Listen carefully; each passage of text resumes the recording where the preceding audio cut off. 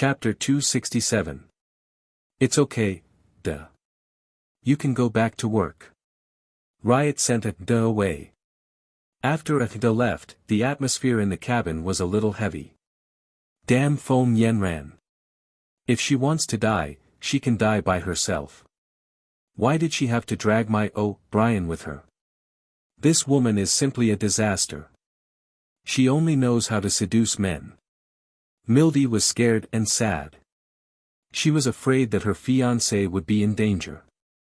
At that time, he might not even be able to keep his life. She was also sad that Brian had not thought about her, his fiancé. If he had thought about her, he would not have left his fiancé behind and left with another woman. If this matter was spread, how would others look at them? Did he not think about this at all? It's useless to scold them now. Think about what to do now. Riot was also angry, but he knew that it was useless to be angry now. It was reasonable to think about what to do. Don't worry about them. If those two want to die, then let them. We've already made it clear yesterday. If the two of them insist on doing what they want, then even if they die outside, they can't blame it on the rest of us, Ajur said emotionlessly. Clearly, he didn't care about the lives of those two. Although Ajur's words were not pleasant to hear, they were very reasonable. For these people who didn't listen to the command, even if they died outside, the school wouldn't blame others because they were disobedient. No. No, I don't care about Feng Yanran's life or death. But Brian was bewitched by Feng Yanran. Captain, we can't ignore Brian. Mildy really loved her fiancé. Even if she was hurt by Brian, she still cared about his safety wholeheartedly. Bewitched by Feng Yanran. How come all the unmarried men weren't bewitched, but he, an engaged man, was bewitched? Ajur said with a sneer. Hearing this, Mildy's face turned pale. She had loved Brian since she was a child. Even if she knew that she didn't have a place in his heart, she still loved him so deeply. She hoped that one day, her love could move him. She didn't expect that in the end, it wasn't her who made him stare at her, but a woman whom he had only known for a few days. Mildy couldn't tell others about the bitterness in her heart. Although her heart ached for her fiancé's betrayal, she was more worried about his safety. She really couldn't stand by and do nothing. Mildy stood in front of Ming Shi and bowed deeply. Captain, I beg you. Please save Brian. I really don't want anything to happen to him. What do you guys think? Ming Shi did not respond to Mildy's question. Instead, he looked at the others.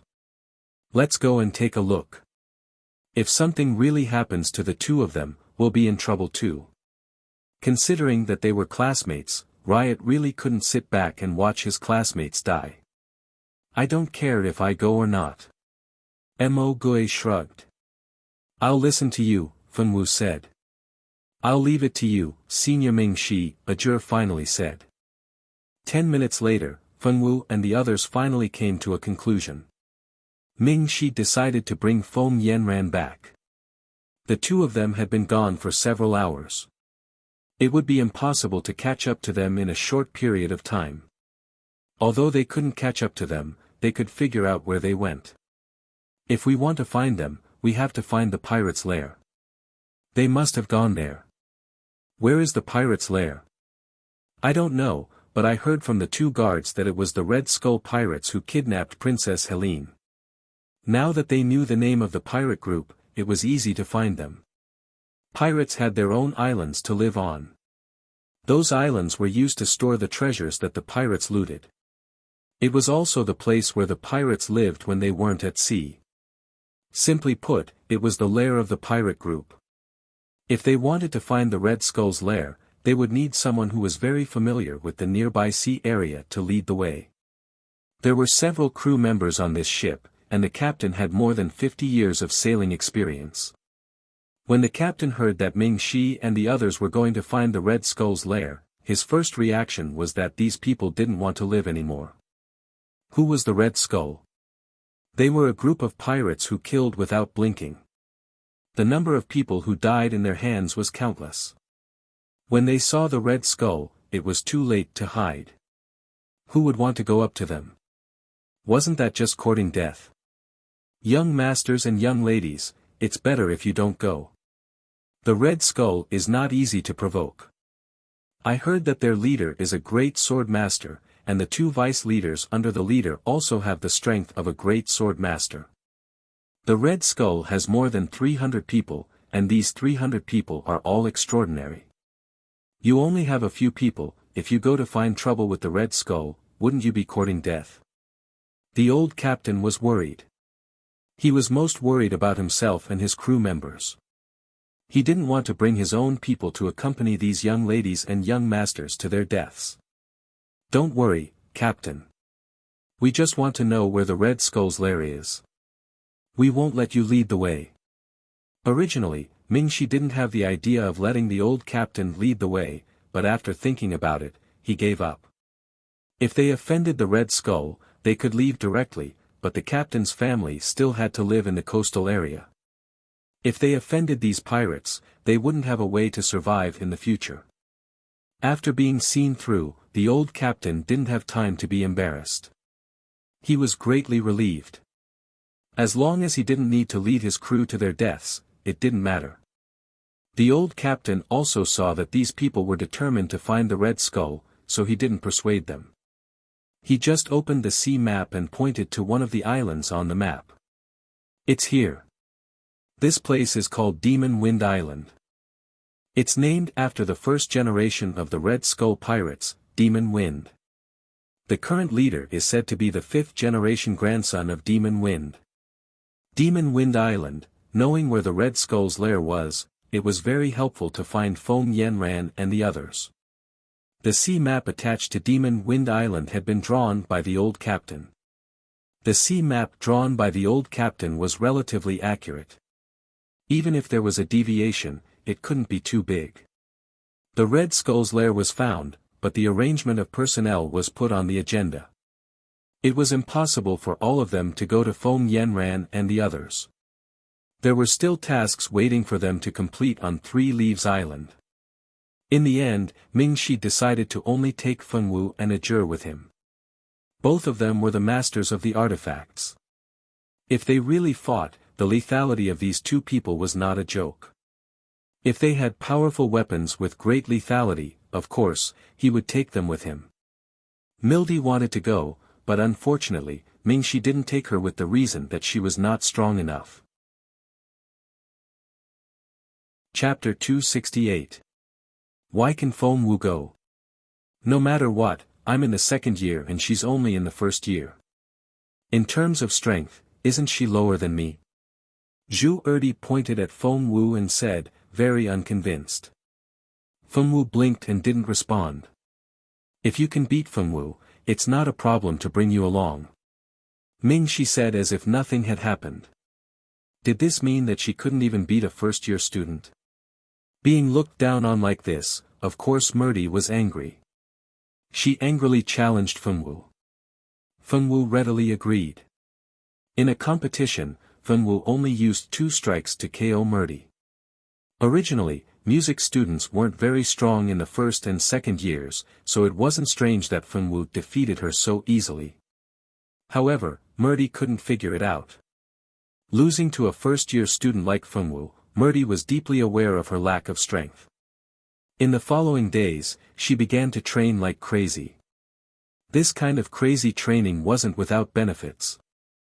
At the very least, after a year, Murdy successfully squeezed into the top 10. However, this was all for later, so let's not talk about it now. Murdy's defeat forced her to agree to go with Mo Goe and Riot to the Three Leaves Island to do the mission and wait for them to return. Mingxi let Riot take care of the two and then took Fengwu and Ajur off the ship to the nearest trading island. Watching the ship take the 3 away, Mingxi turned and left with the 2. Evil Wind Island was a full 5 days sailing distance from the trading island they were on. In order to find Feng Yanran and O'Brien as soon as possible, Mingxi bought a ship at the port and took it to Evil Wind Island. When Fengwu and the others were rushing to Evil Wind Island, Feng Yanran and the other 3 were also on the way. Why was it 4 people? It was because the daughter of the general, Eris, had already sailed a small boat back to Bohai to report. This had been discussed before they boarded the ship. Feng Yanran sat on the boat and looked at the sea around her. Her small face was full of worry. Oh, Brian's heart ached so much that he wished he could wipe away the worry on her face. Yanran, what happened to you? Nothing. I'm just worried that the seniors will be worried about us if we run out like this. Feng Yanran was listless. Feng Yanran had no idea where they were going, and she didn't know how powerful Red Skull was. Princess Helene's 2 guards were not stupid. If they knew the true strength of Red Skull, they would not be willing to go with them to save people. Therefore, along the way, Feng Yanran and Brian only knew that the Red Skull was a relatively large pirate group, and they knew nothing else.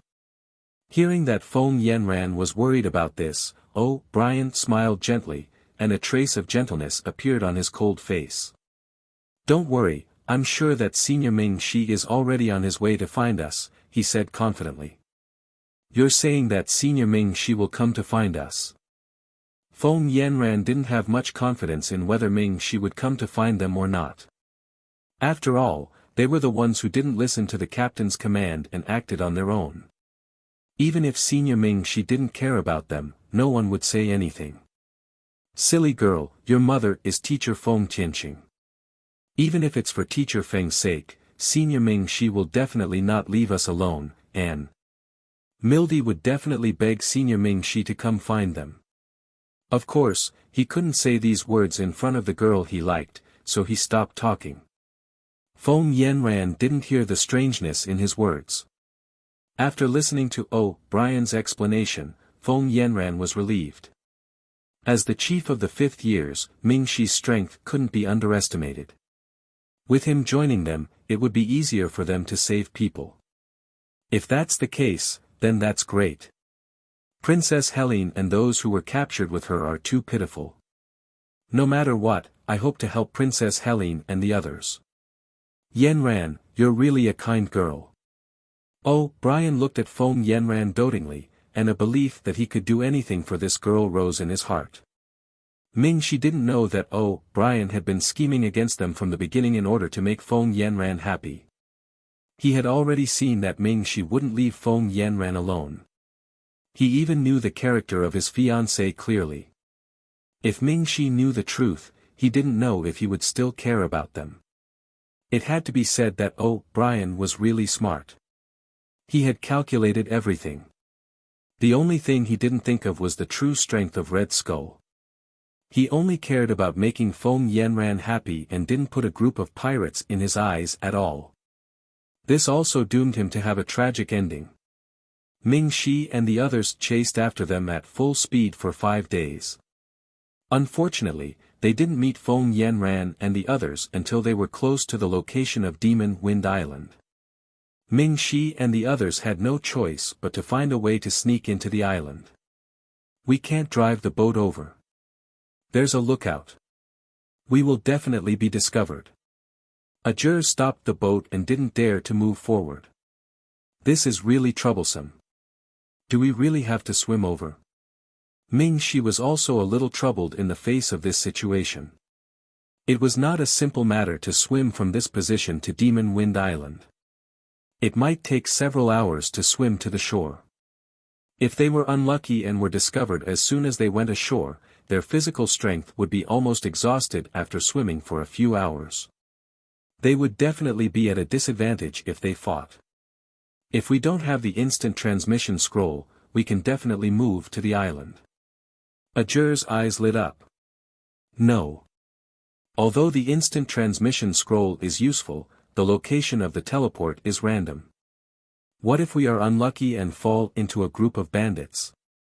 Ming Shi rejected the idea without even thinking about it. The two of them discussed the matter of entering Bewitching Wind Island without being discovered for half an hour, but they still couldn't come to a conclusion. While the two men were discussing business, Fengwu was sitting at the stern of the boat and playing with the water. If Ming Shi and the others walked over now, they would see that there was a large group of fish around Fengwu's feet. There were all kinds of fish, big and small.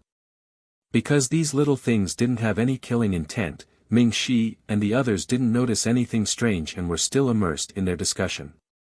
After playing with her new friends for a while, Fengwu found that there were more kinds of creatures in the sea than on the ground.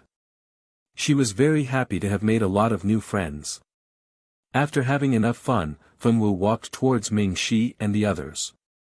Before she even got close, she heard the two talking. "How about we swim over?" Ming-Shi said. "I'm not a good swimmer." Ajur was a fire mage. He hated water. There was no way he would stay in the water for a few hours just because of two troublemakers. "Hang in there." Ming-Shi was aware of Ajur's situation, but since they couldn't use the instant transmission scroll, and they couldn't use magic to clear a path, it was the safest option. Chapter 269. I don't want to. The rejection was very firm. "What are you talking about?" Fengwu walked over and looked at the two with her big black eyes. "We are talking about how to enter bewitching Wind Island without attracting attention." "Xiao Wu, you came just in time. Let's think of a way. How do you think we can enter bewitching Wind Island without using a boat, magic scrolls, magic, or swimming?" Ming-Shi. "Fengwu, I will ask my friend to take us there." Her friend was very powerful. Just now, he said that he would take her to the bottom of the sea to play. He would definitely be able to send them to the island. Friend? Ming-Shi and Ajur were puzzled. "Yes, new friends. Come with me." The corners of Fengwu's mouth curved, and she led the two to the stern of the boat. When they approached the stern, the two noticed that they were actually surrounded by a large group of water-type magical beasts.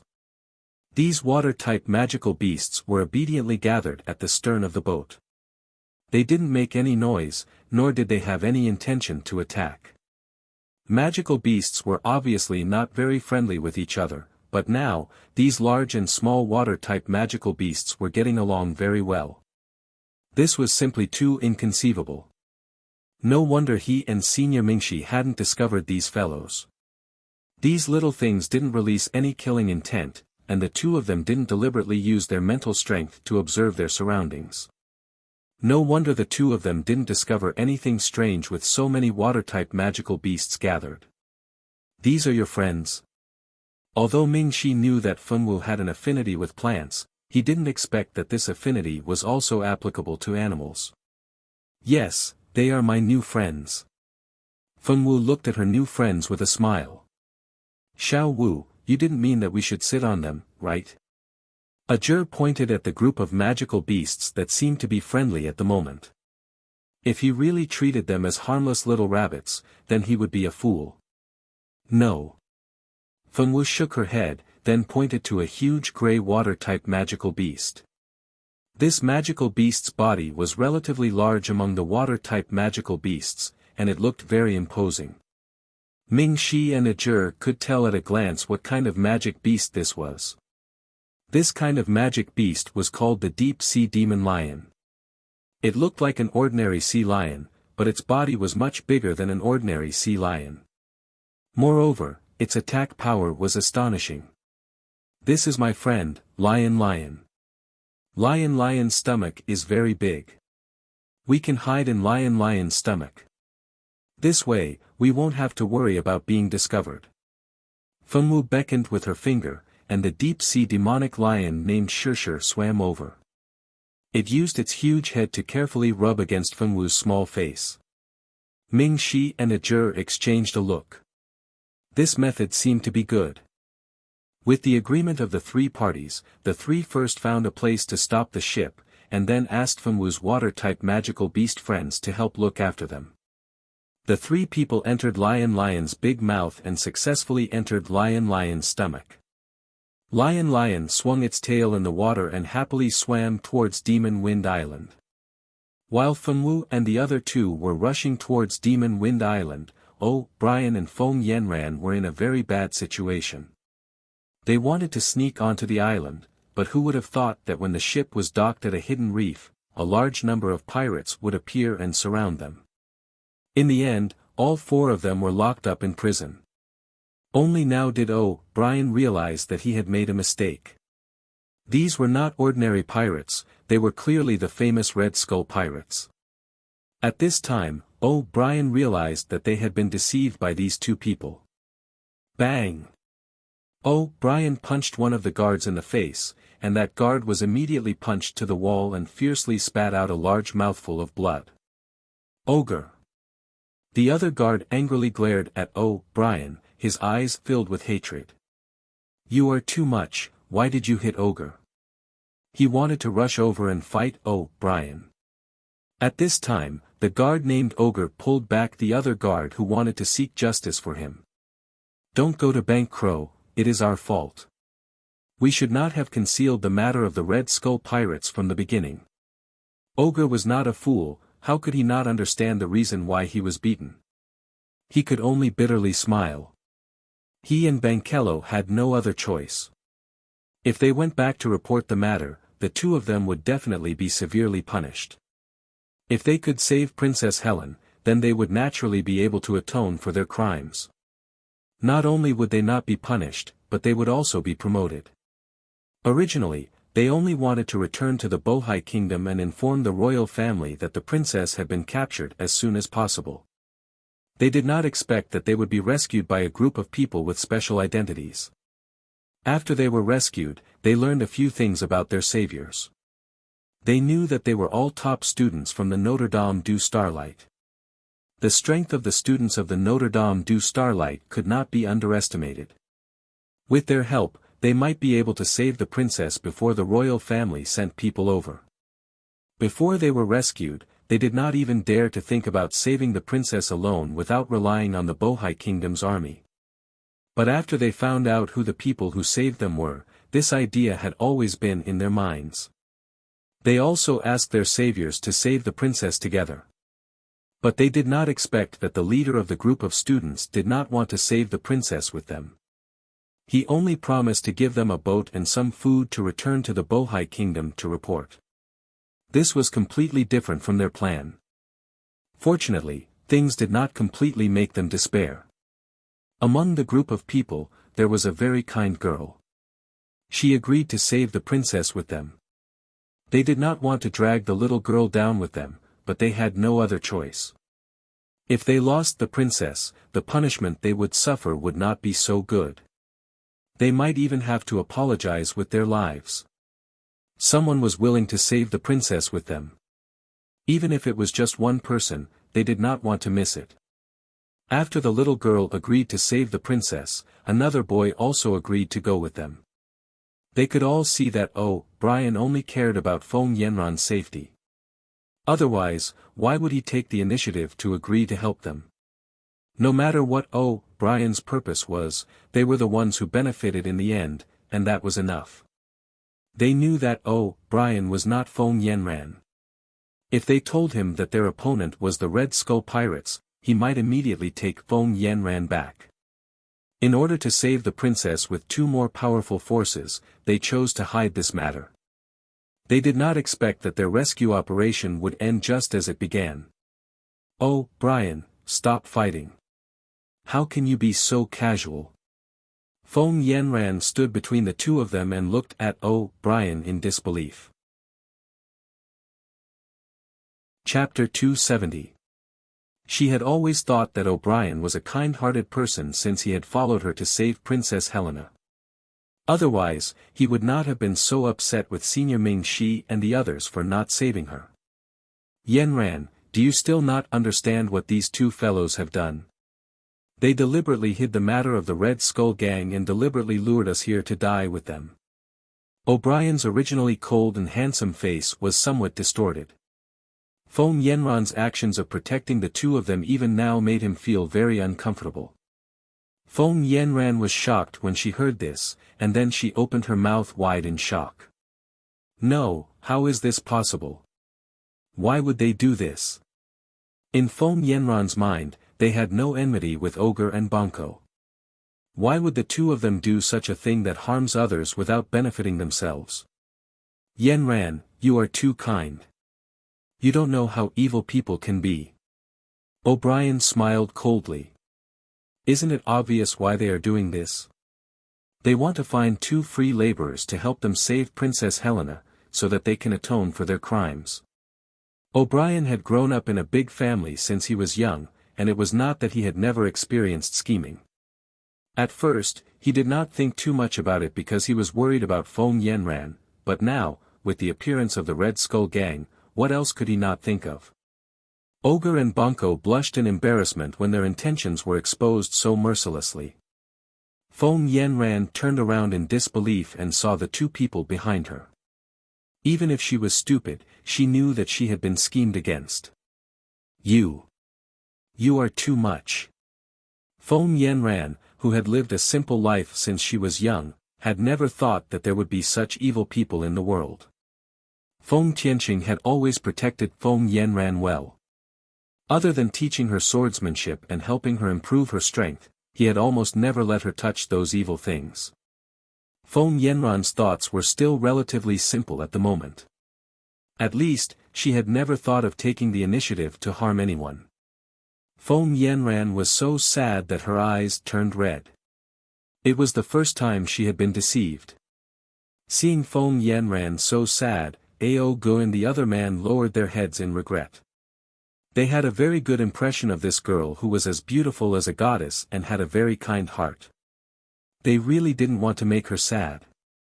Yanran, don't worry about them. Senior Ming Shi should come to save us. When the time comes, we'll leave with Senior Ming Shi. Let them solve their own problems. What Princess Hai Lin? Let them save her on their own. Oh, Brian was never a person who would repay evil with good. If it were not for the fact that he did not want to kill in front of Feng Yanran, he would have already done it. He would never let the two people who dared to lie to him live until now. But Princess Hai Lin is innocent. We can't just leave her be. Feng Yanran shook her head. Thinking of the poor Princess Hai Lin, she could not convince herself to leave. Oh, Brian felt extremely helpless. Yanran, you're really too kind. They've set you up, yet you still want to help them save the princess. Yanran's kindness reminded him of his fiancée, Mildy. Although Mildy was his fiancée, he had never loved her. Mildy was a narrow-minded and jealous person. As long as there was a girl who showed the slightest bit of interest towards him, Mildy would immediately go forward to teach them a lesson. Her unruly and willful style made O'Brien very unhappy. If Mildy was half as kind as Yanran, he would not be so disgusted with her. I'm sorry, Miss Yanran. It's all our fault. We shouldn't have chosen to deceive you for our own selfish reasons. At this time, you can still think of saving the princess. We're really ashamed. Ao Gu and Banco looked at Feng Yanran with shame. There was a trace of infatuation, appreciation, and love in their eyes. Don't do this kind of thing next time. No matter what your purpose is, it's wrong to deceive people. Feng Yanran smiled slightly, her smile was gentle and holy. Brian stood aside and looked at Feng Yanran with admiration and pride as she forgave the two of them. This was the woman he fell in love with. She was so special, so kind, and so fascinating. Ming Shi and the others naturally did not know what happened in a prison on Monster Wind Island. The three people who went to save the princess did not know that Feng Yanran and O'Brien were waiting for them to come and save Hai Lin together. If they knew that they were still planning to do this, the three of them might immediately turn around and leave. With the help of Lion, the three people were sent ashore in a cave without alerting anyone on the island. Night came quietly. Near an inconspicuous bush, three patrolling pirates were peeing together. Old A, what do you think the captain wants to do? He actually kidnapped the princess of the Bohai kingdom. Is the princess so easy to kidnap? If the masters of the Bohai kingdom arrive, we will definitely become cannon fodder. That's right. Old B, I don't know what the captain is thinking. I feel that ever since the captain came back from his trip last time, his thoughts have become strange. The captain clearly warned us not to have any ideas about the royal ships nearby. Why did the captain make an exception this time? Do you think that the captain encountered something outside last time? Otherwise, how could there be such a big change? Old C carefully guessed. How would we know? Even if the captain really encountered something, he would not tell us small fries. I heard that 4 people were caught today. There is indeed such a thing. I was also present when they captured her. There was a woman who was extremely beautiful. She was much more beautiful than the princess of Bo High Country. Do you guys think that after guild leader is done with that woman, he can let us have some fun too? Dream on. That kind of beauty must be enjoyed by the captain alone. How could we enjoy it? Even if we can't touch the beauties, we can at least touch the maids by the princess side. Although those maids aren't extremely beautiful, they are still pretty. Why doesn't the leader allow us to touch those maids? How would I know? If I didn't say it, I wouldn't have thought about it. Hearing you say this, I suddenly realized something. Old B, who was speaking, pulled up his pants. What is it? Old A and Old C hurriedly asked. The two of them also pulled up their pants and hurriedly fastened their belts with both hands. The captain actually didn't let the beautiful woman we caught today serve him. Don't you think that's strange? If it was in the past, the captain would have already started eating if he caught such a high-quality product. However, that beauty has been caught for so long, and the captain didn't even move an inch. Don't you think that's strange? Could it be that the captain suffered some unspeakable injury when he went out last time? The 3 of them exchanged a look that all men understood. Chapter 271. That's very likely.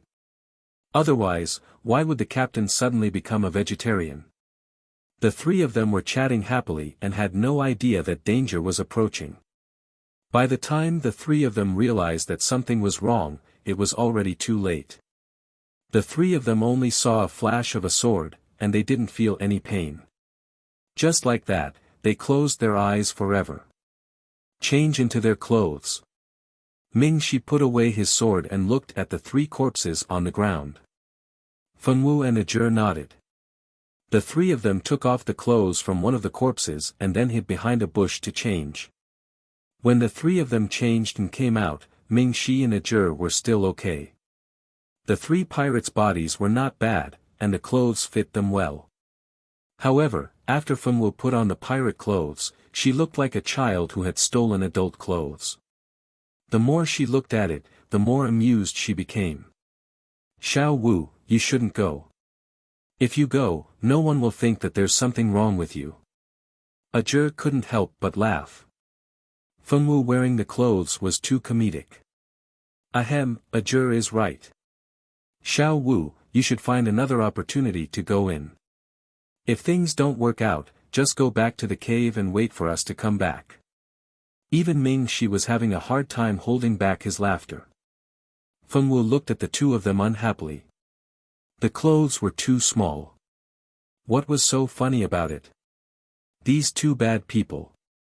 The pirates on Bewitching Wind Island were all tall and strong. Even the worst of them was at least half a head taller than Fengwu. With Fengwu's small body, it was no doubt a joke to pretend to be a pirate. Fengwu was left behind because of her small body. Ajur and Ming Shi used a simple camouflage to change their appearance, making them look exactly like 2 of the pirates. The 2 of them pretended to be pirates and openly walked into the luxurious castle built by the pirates. Old A, Old C, where's Old B? The 3 of you went to pee together. Why are only the 2 of you back? Things didn't get off to a good start. As soon as he entered the castle, he was caught by the colleagues of the original owner. Ajur calmly turned around. In front of him was a rough man with a scar on his face. This man seemed to be very familiar with the original owner. This situation was not good. Being familiar with the original owner meant that she was familiar with the original owner's personality and the way she did things. If she wasn't careful, she would be exposed. Old B said he had a stomachache and hid behind the bushes to do something important. We didn't want to stay there and smell the stench, so we came back first. Ajur tried his best to imitate the original owner's voice. He just hoped that the guy in front of him didn't have a pair of fiery eyes. Old B, that guy deserves it. Who told him to eat an extra leg of that demon girl? It would be strange if he didn't have a stomachache.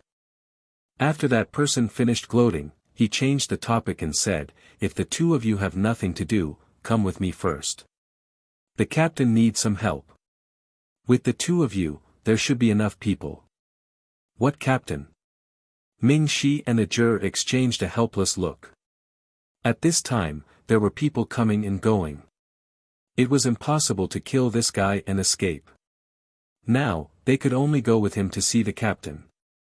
They just hoped that the captain wasn't someone powerful and wouldn't discover their disguise. They followed the guy who seemed to be an acquaintance of the original owner to the end of the corridor and entered a very inconspicuous room. Then, the man turned the torch on the wall to the side. The stone slab on the ground slowly moved away until a staircase leading to the underground appeared in front of them. The two of them carefully concealed the surprise in their eyes and did not reveal the slightest flaw on their faces. That person did not notice it either. After opening the passage, he was the first to walk down the stairs. Ming Shi and Ajur had no choice but to follow him. Whether it was Ming Shi or Ajur, the two of them didn't think that Bewitching Wind Island would have an underground space. They had all kinds of guesses about this passage. Ming Shi and Ajur, is this the way to the dungeon? Are they so lucky that they found the dungeon so easily? Although the two of them had guesses, they didn't stop walking and kept following the man. In the underground passage, the two sides of the passage weren't very wide. It could only allow 3 people to walk side by side. From time to time, people would pass through the passage. Occasionally, they would meet 1 or 2 acquaintances who would greet them. Fortunately, the two of them were fooled and didn't get suspected. The 3 of them walked for more than 10 minutes and met many people along the way. On the way, they could hear a lot of noise coming from the front. They knew that more people had gathered there. It seemed that Bewitching Wind Island wasn't like what the outside world thought. It was just a pirate group with 300 people. The 300 people were probably just for show. As for how many pirates there were on Bewitching Wind Island, no one could say for sure. In any case, it was more than 300 people. The man led the disguised Ming Shi and Ajur around a few times and finally stopped in front of a stone room. The man who led the way told Ajur and Ming Shi to wait outside while he went in to report. The two of them quickly nodded and the man walked in alone. After a while, he came out and led the two of them into the stone room. "Captain, it's these two. This is Old A and Old C. They came to the island 10 years ago. Although they're not very strong, they're quite capable. It won't be a problem to leave this to them." As he spoke, the man gave Ming Shi and Ajur a look. The two understood and immediately imitated the man's attitude. They nodded and bowed in front of the captain to greet him. "Hello, Captain. I'm Old A, and this is Old C. No matter what you want us to do, we'll definitely do it for you." Ajur put on a fawning look in front of the captain, and acted quite well. "Yes, yes." Ming Shi happily let Ajur go forward. He really wasn't good at dealing with this kind of situation. Just the two of them. Aback, tell them about the matter. Remember to work hard for this captain. If this matter is done well, you won't be short of benefits. The slightly chubby captain waved his hand and dismissed the 3 of them like he was shooing away flies. Only now did the 2 of them know that the man who led them here was called Aback. After leaving the captain's stone room, Aback brought the 2 of them to the side and started assigning tasks. "Listen up, this is a chance for you two to advance. If this matter is done well, you won't be short of benefits. The two of them hurriedly pretended to be modest and repeatedly thanked Abak for threatening them. After hearing enough good words, Abak told them about the mission the captain gave them. This mission wasn't simple, but it wasn't difficult either. It turned out that the captain was a perverted demon who had taken a fancy to one of Princess Helene's maids. This maid was Princess Helene's head maid. She was very beautiful and the captain had taken a fancy to her. However, the captain had ordered that no one was allowed to have any ideas about those women. Chapter 272. The captain was quite bold. He actually wanted to sneak them out and send them back after playing with them. If he wanted to do this, he had to find some unfamiliar faces to do it. Who didn't know the captain's subordinates? If he had them do it, wouldn't he be rushing to tell others that he was the one who did it? So, Abak helped the captain come up with an idea and found two inconspicuous people to do it. Even if they were discovered later, as long as they pushed the blame to those two, who could blame it on them? The captain felt that this was a good idea and nodded in agreement. He had Abak take care of it. Abak thought about it. Among the people he knew who were inconspicuous and didn't have any status were little A and the other two. Those three were the sons of the fishermen raised on the island. They looked ordinary and didn't have outstanding strength. None of the captains took them in as subordinates. They usually patrolled and did odd jobs. Their presence was so low that it was almost negative. Naturally, Abak couldn't tell them everything. How could he tell them to do this? He wanted them to be cannon fodder and bear the responsibility. Ming Shi and Ajur weren't the only ones who knew about this. Their identities weren't simple, and they had seen their fair share of tricks like this. It wasn't hard for them to guess what Abak and that unknown captain were up to. However, they were still impersonating others. At this time, they could only nod and agree to whatever Abak said. They didn't dare to speak carelessly and expose themselves. The two tried their best to act as insignificant people in front of Abak. Their acting wasn't very good. Fortunately, Abak didn't spend much time with them and didn't expose any flaws. This is the key. Take it. This is a map. I've already circled the room where the maids are being held. You won't go wrong if you follow the map. When you find the place, tell the guards that you're there to change shifts. The guards will naturally leave. While you're on duty, no one will disturb you. Take advantage of that time to bring the maids out. After you bring them out, there will naturally be people outside to receive them. When the captain is done, someone will send them back. What you need to do is to guard the door. If anyone comes to ask, just say that there is no problem. Abak explained to the two of them what their mission was. It sounded simple, but the risk wasn't small. If someone went in to investigate during that time, wouldn't the two of them become cannon fodder? Although they didn't think much of it, who asked them to pretend to be cannon fodder? The two of them put away the map and walked towards the room marked on the map with the key. This underground space was built like a maze. If they didn't have the map, it would be very difficult for them to find the room. Fortunately, they had the map. Although the map only marked the route to the room, they could only slowly explore the other routes. They made many turns in the underground passageway, passing by one stone room after another. Many pirates also brushed past them. With great difficulty, they finally turned into a deserted area. The two of them immediately hid in a stone room filled with junk and closed the door behind them. Senior Ming Shi, what should we do now? Ajur didn't think that they would be so lucky. They had just disguised themselves as small fries and they were already targeted. They wanted to secretly rescue them, so of course, the more low-key they were, the better. Now that they had shown their faces in front of the captain and Abak, although it wasn't their face, it wasn't a good thing. Let's follow the map and find the maid. See if we can get anything out of her, Ming Shi said after pondering for a moment. Didn't we just come to find Foam Yenran and O'Brien? How could that maid know anything about the two of them? Unless it was a coincidence that they were all locked in the same stone room.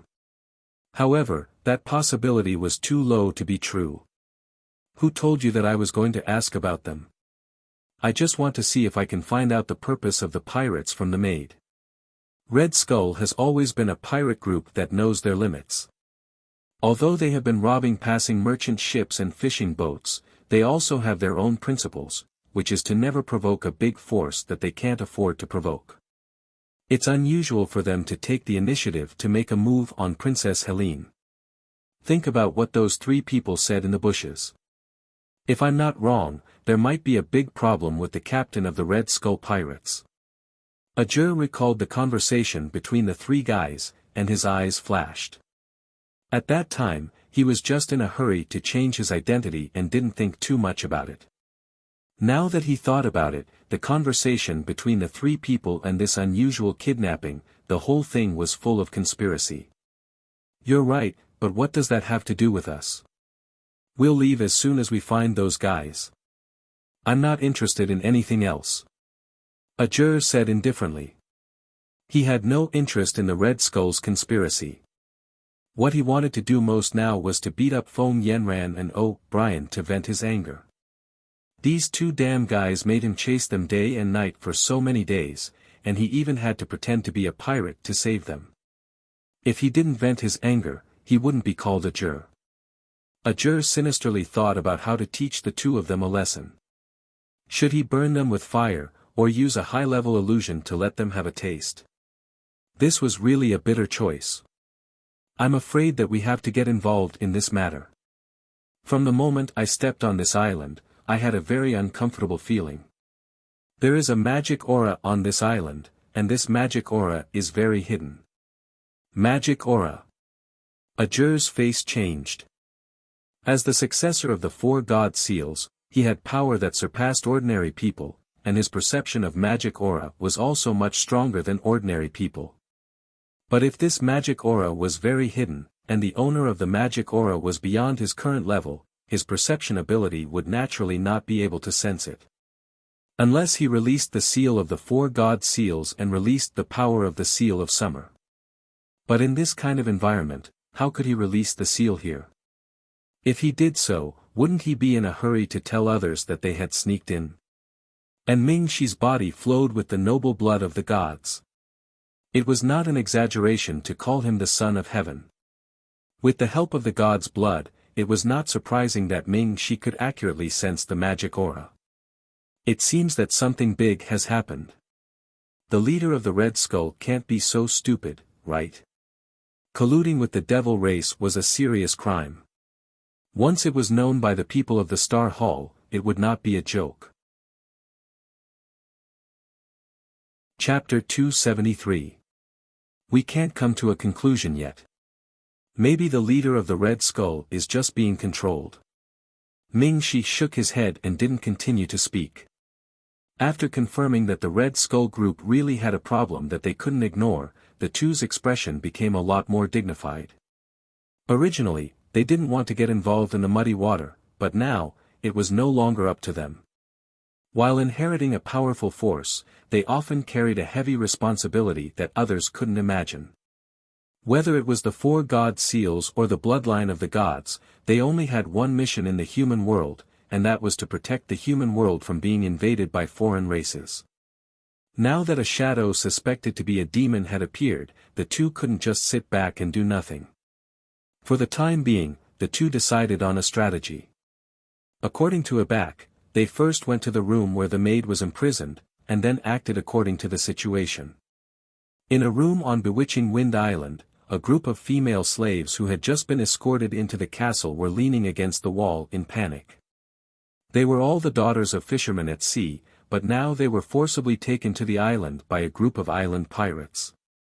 Their future seemed to be doomed. They would become the tools of this group of pirates. They would either be assimilated into demons, or live like walking corpses. There was also a possibility that they wouldn't even have the chance to live before being trampled to death. Zicheng woke up from her coma, and the first thing she saw was a room full of crying girls.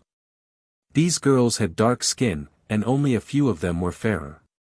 But compared to Zicheng, they were several levels lower. Zicheng carefully recalled what had happened. Her travel mission this time was to go to the North Sea Ice Country to bring back 30 magic cores of magical beasts unique to the Ice Country. Their group, including the senior leading the team, had a total of 7 people. She didn't expect that on the way to the Ice Country, she would encounter a powerful storm. She was knocked off the ship by a huge wave, and then she didn't know what had happened. In order to figure out what had happened, she immediately used some special functions of the system to call back the image of her after the accident. Many scenes immediately appeared in her mind, from her being knocked off the boat by the huge waves, to her being washed to a beach by the sea, to being rescued by the fishermen, to the most unexpected turn of events when she encountered the pirates who wanted to kidnap her. The pirates asked the village to hand over 10 girls to them, and they wouldn't touch the others. The fisherman who saved him originally wanted to hand over his daughter, but because their family was the poorest, they had no status in the village. The other girls who were handed over were the same. Either their family had no money or power, and they had no choice but to sacrifice themselves for the village, or they had too many daughters at home and didn't care about pushing 1 or 2 of them to death. In order to protect their daughter, the family who saved her handed her over while she was still unconscious. She was taken away by the pirates. In order to let her live, the pirates gave her recovery medicine. Zicheng smiled bitterly. Should she thank those pirates?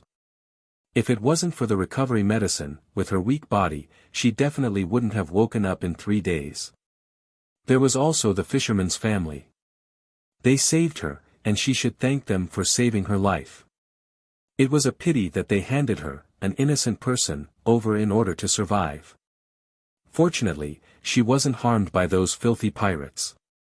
If anything happened to her, she wouldn't let off a single one of them. With the help of the system, Zicheng quickly figured out her situation. She had to leave this place. Master! Master, you're finally awake. A cheerful voice echoed in Zicheng's mind.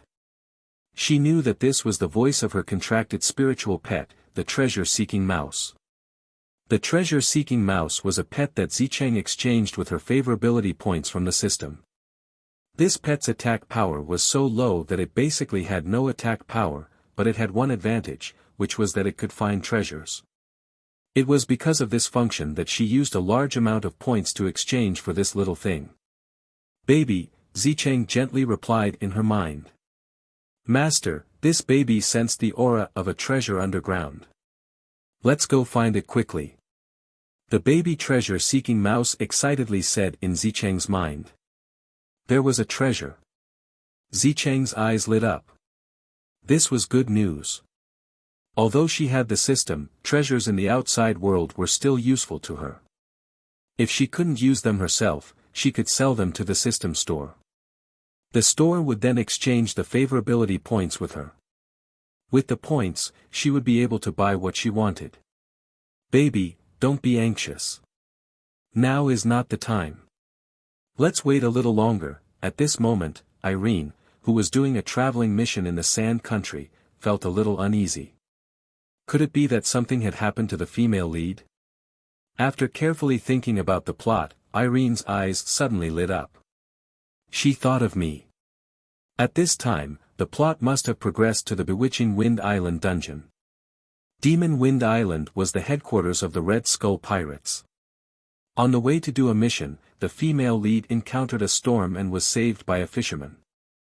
Then, the woman was very unlucky and was captured by the Red Skull Pirates who happened to enter the village to capture women. They brought her into the pirates' lair. However, the female lead was still the female lead. Even if she was in the pirates' lair, there were still opportunities waiting for her. The female lead would encounter one of her greatest opportunities there, the demon-suppressing sword. The demon-suppressing sword was an ancient divine sword. It was originally Longza Gamer's sword. Back then, when the demon ancestor attacked the human world, Longza Gamer used this sword to fight against the demon ancestor's chief general, the purple demon. The demon-suppressing sword was left in the deep sea as a sealed item. The purple demon was also suppressed forever. Until the female lead pulled out the demon-suppressing sword for her own selfish reasons and released the purple demon. After the purple demon was released, evil thoughts grew in its heart and it continuously slaughtered the human experts and ordinary people in the human world. Blood flowed like rivers on the sea. Many island countries were destroyed by the purple demon. At this time, Zicheng stepped forward bravely and eliminated the purple demon with the emissary sent by the Star Hall. No one knew that she was the culprit who released the purple demon. Instead, they thought that it was done by the Red Skull pirates. Just like that, the Red Skull pirates took the blame for the female lead. And the female lead became the embodiment of kindness and justice. While enjoying the praises of the people, she was also recognized by the Star Hall. After that, she advanced triumphantly and created countless legends. In the past, when she read the book, she didn't feel it. Now that she thought about it again, she really felt that the female lead was a jinx. Wherever she went, she would be unlucky. Wherever she went, she would get into trouble. The few great calamities of the heavenly wind continent were all related to the female lead. These great calamities killed countless living beings, but the female lead stepped on the corpses of others and climbed up like a saint. She climbed up to the god realm and was praised by everyone. Irene sighed. This time, she wasn't in the same team as the female lead. The two of them went to different places. She couldn't abandon the mission and chase after the female lead. It was even more impossible for her to warn others that the female lead would release the monster.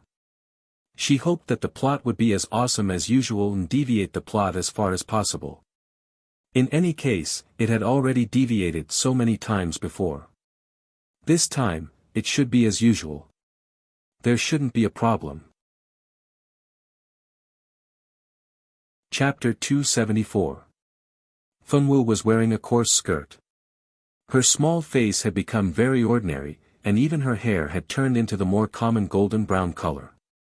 In front of her, there were more than a dozen girls dressed like her, carefully carrying food and wine into the castle. Move quickly, be careful not to knock over the food and wine. Once we're inside, each and every one of you better be alert. If there's any mistake, it would be strange if this old lady doesn't peel off your skin. A graceful young woman with a flirtatious figure walked to the side, her eyes fixed on the group of girls. When she spoke, her words were full of threats and warnings. The girls didn't dare to speak and obediently walked forward. Their hands were very steady, and they didn't dare to spill the food on their plates. The passage leading to the underground was opened, and the girls carrying the food carefully went down the stairs. They didn't dare to say anything unnecessary, and their eyes didn't dare to casually look around. Leading a group of young girls, a woman who was obviously of a higher status than these young girls, walked at the very front. She led the young girls through a series of corridors until they entered a very large stone chamber. Dang!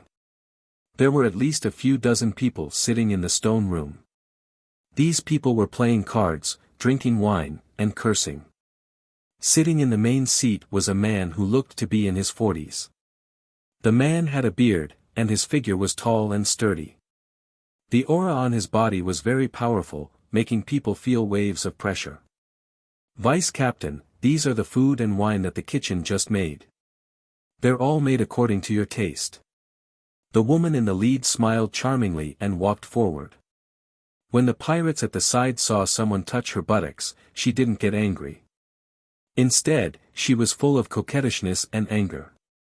When the pirates saw that, they felt their blood boil, and they hated that they couldn't hug the beauty and have 300 rounds with her. You've worked hard.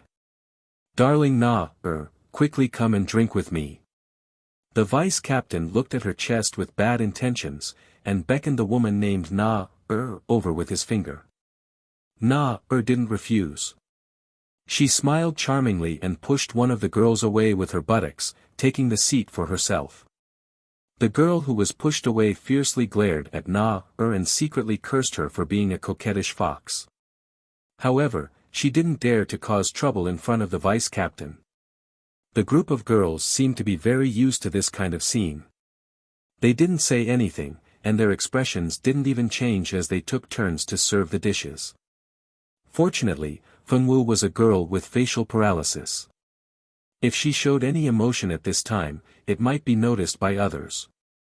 Speaking of which, there was a reason why Fengwu disguised herself as a maid. Not long after Ming Shi and the others sneaked in, Fengwu was also thinking of ways to sneak in. With her simple mind, how could she think of any good ideas? She could only follow Ming Shi's idea and change her disguise as a pirate into a maid. She successfully knocked down the last girl when she was passing by. Then, she put on the girl's clothes and blended into the group of girls. Fengwu's movements were so fast that no one noticed anything amiss. The maids on the island were all girls snatched from the fishermen's homes. The girls had long been trained and wouldn't have any rebellious thoughts. Na-er was a girl who had been snatched onto the island 10 years ago. Her flirtatious and pretty appearance was very popular on the island. She was also a smart person who knew how to curry favor for personal gain. Very quickly, she became one of the female companions of the vice-captain. Because of this, she was much luckier than the girls who were kidnapped with her. As long as she served the most powerful men on the island, she would be able to live comfortably. As for those who couldn't see the situation clearly and would rather die than submit, after being played with by a group of men, their corpses had long been thrown into the sea to feed the fish. There were a few girls like Na-er who understood the situation. They were in charge of some small places on the island that weren't valued too much. Na-er was in charge of the kitchen. The kitchen was considered a place that was valued more. Na-er was also assigned to such a good place because of her good performance over the past 10 years. Na-er sat at the top and served the vice-captain, drinking wine and eating meat. The meat people touched each other and looked very happy. After the other girls finished serving, they left one by one. There were 2 good-looking girls who were left behind by the pirates. Fortunately, the one Fengwu picked was very ordinary. If she was beautiful, she wouldn't have been able to stand in the last row. Following the others out, the maids weren't like the pirates who could walk freely in the basement. Their freedom was still restricted to a certain extent. There were many places where they couldn't walk. Fengwu originally wanted to look around to see if she could find Ming Shi and the others. Unfortunately, she was now disguised as a maid and didn't have the qualifications to walk around. After returning to the kitchen, she was arranged to deliver food to different places. One of the places was the prison cell where the prisoners were held. Unfortunately, the person who was sent to deliver food to the prison cell wasn't Fengwu. She was arranged to deliver food to Princess Hai Lin. Princess Hai Lin was worthy of being a princess. Although she was also imprisoned in the basement, the living conditions were good. All the furniture was available, and even the few sets of clothes and jewelry she carried with her were not touched. Not only that, but the pirates also didn't know what to think. 3 meals a day were delivered on time, and the dishes were all first class. Fengwu was sent to deliver food. A pirate took her to the door of Princess Hai Lin's stone room, opened the door with a key, and let her in to deliver the food. "Get out! You despicable pirates actually dare to imprison this princess. When my royal father and the others arrive, you will definitely die without an intact corpse." As soon as Fengwu entered the stone room, a vase flew towards her. Fortunately, Fengwu dodged quickly. If she was a little slower, her head would have been broken and bleeding. Several of the maids who delivered food before were tortured by Princess Hai Lin. The pirates didn't care about the life or death of a maid. As long as the princess didn't make trouble, they didn't care even if the maid was killed. The vase hit the stone wall with a bang and broke into pieces. Fengwu was still holding the plate in her hand, and the food on it didn't spill. Princess Hai Lin seemed surprised that she dared to dodge. The women who delivered food before were all honest and didn't dare to open it. The pirates didn't seem to care how she beat and scolded the maids. Every time she broke a set of porcelain, there was always a new set. It seemed that these things were specially sent for her to vent her anger. You dare to dodge. You don't want to live, do you? You dare to dodge. Although Princess Hai Lin was drugged and couldn't use magic, she could still use brute force. She picked up another vase and smashed it. Unfortunately, it was useless this time. Feng Wu nimbly dodged and approached her a few steps. Eat. Feng Wu secretly looked at the food. It was very delicious. If it wasn't for her, Feng Wu would have eaten it herself. Chapter 275. This princess will not eat the food you pirates send. Take it away, take it all away. Helen shouted like a madman, her eyes turning red. After being locked up for so many days and having her magic restricted, the anger in her heart was rising every day. Ever since she was a child, Princess Helen had never been afraid of anything. This was the first time she regretted running away from home because of anger. If she hadn't gone out to sea alone, she wouldn't have given these pirates a chance. However, the most hateful ones were the guards. As Hai Lin's guards, they didn't know how to protect the princess, causing her to be captured and humiliated by these pirates.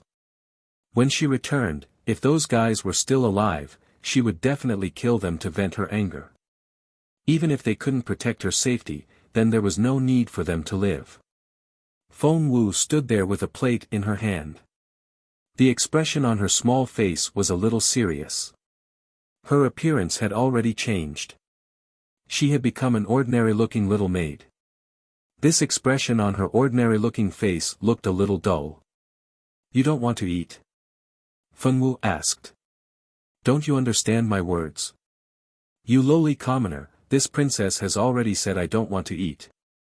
You still don't want to take your pig's food and get out. If it weren't for her current strength being limited, Princess Helen would have already attacked with a water spell. Princess Helen was a water mage. Probably because she lived on the sea, if the children born on the island had magic talent, most of them would be of the water element. Only a few would have other elements. Because of living by the sea, the water magic aura was very strong, which also led to the rapid progress of practicing water magic in this place, while the speed of practicing other elements was much slower. It was not an exaggeration to say that the sea world was a paradise for water mages. Princess Helen was born in the royal family, and she was a very favored princess. Her cultivation resources were never lacking. At the age of 17 or 18, Princess Helen already had extraordinary strength. As her strength increased, Princess Helen became more and more arrogant and willful. If her guards and maids didn't serve her well, she would whip them or order them to be executed. In the entire Bohai kingdom, Princess Helen had no good reputation. Even when she arrived at the pirate's lair, she didn't stop. In just a few days, she had already beaten 2 maids to death. Although the other maids who came to deliver food didn't die, they were severely injured and miserable. Feng Wu didn't know about Princess Hai Lin's great achievements. She just stood there and looked at Hai Lin, as if she was thinking about something important. Since you don't want to eat it, I'll help you eat it. Feng Wu had been eyeing Princess Hai Lin's dinner for a long time. Today, in order to sneak into this place, she had not eaten anything. If Princess Helene didn't want to eat it, she should be able to eat it. These things looked so delicious, but she didn't want to eat them. What a strange person. Princess Harleen, who was regarded as a weirdo by Feng Wu, was confused by Feng Wu's words. Where did this maidservant come from? How could she be so bold as to steal her master's meal? It turned out that not only did she dare to steal her master's meal, but she also dared to eat it in front of her, the princess. Princess Harleen watched as Feng Wu carried the plate to the table, lifted the lid, and began to gorge herself. Grease dripped from her mouth. How dare you eat my dinner? Princess Hai Lin shouted in disbelief. Damn her. Princess Harleen couldn't help but curse. This was the first time Princess Harleen had seen such a bold maid. She dared to curse her master in front of her master. She dared to eat her master's food in front of her. Obviously, the previous maids were quite normal. Why was today's maid so strange? The strange maid Fengwu ate a piece of demon lamb with satisfaction. This demon lamb was a baby that the pirates got themselves and then gave to the fishermen on the island to raise. This kind of low-level demon lamb was only a level 1 magical beast. It was raised as a commonly used meat beast by humans. Not only was its meat fresh and tender, but it was also very easy to raise. While Feng Wu was enjoying the meal, Princess Harleen didn't know what to say. Her dinner had been eaten by this maid. No. What she wanted to say was, where did this maid get the courage to eat her dinner? Hai Lin was in a mess. She did this every day, injuring the person who delivered the meal, and then waiting for the next batch of maids to deliver the meal. Then she would injure the maid who delivered the meal, and then the next person would replace her. When she was tired of playing, she would take the food and replenish her strength. Hai Lin was not a fool. How could she not eat? The reason why she dared to casually deal with the maid and knock over the food was that she knew that these pirates would not let her starve to death.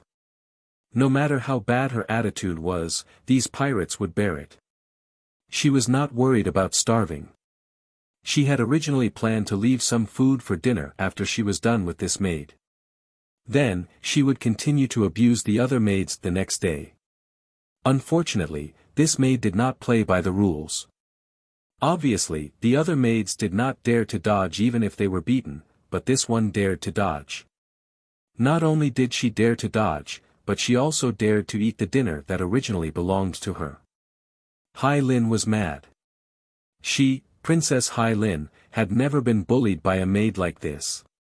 You lowly commoner. Who allowed you to eat?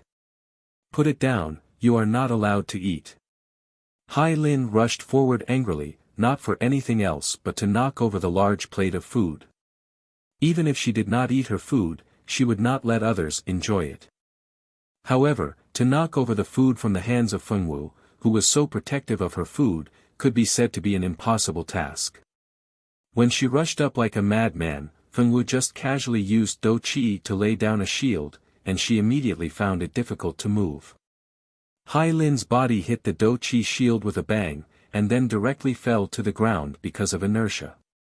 You dare to hit this princess. Hai Lin stretched out her white and tender finger, trembling as she pointed at Feng Wu, her eyes full of disbelief and resentment. Being treated like this by a maid, for Hai Lin, was simply the biggest insult she had ever suffered in her life. Feng Wu wiped her hands with satisfaction. It was delicious. I did not hit you. When did she hit her? She clearly fell down herself. Lying is not a good child. Do not lie in the future. Master never let her lie. Seeing Feng Wu's "you are not obedient" expression, Hai Lin felt an impulse to vomit blood. Where did this fellow come from? Could it be that because she had killed the two maids a few days ago, these people had purposely found this person to disgust her? Chapter 276. Feng Wu didn't intend to pay attention to what Princess Hai Lin was thinking. After she finished eating the dinner that originally belonged to Princess Hai Lin, she put away the plate and left directly. The stone room where Princess Hai Lin was imprisoned required a special key every time.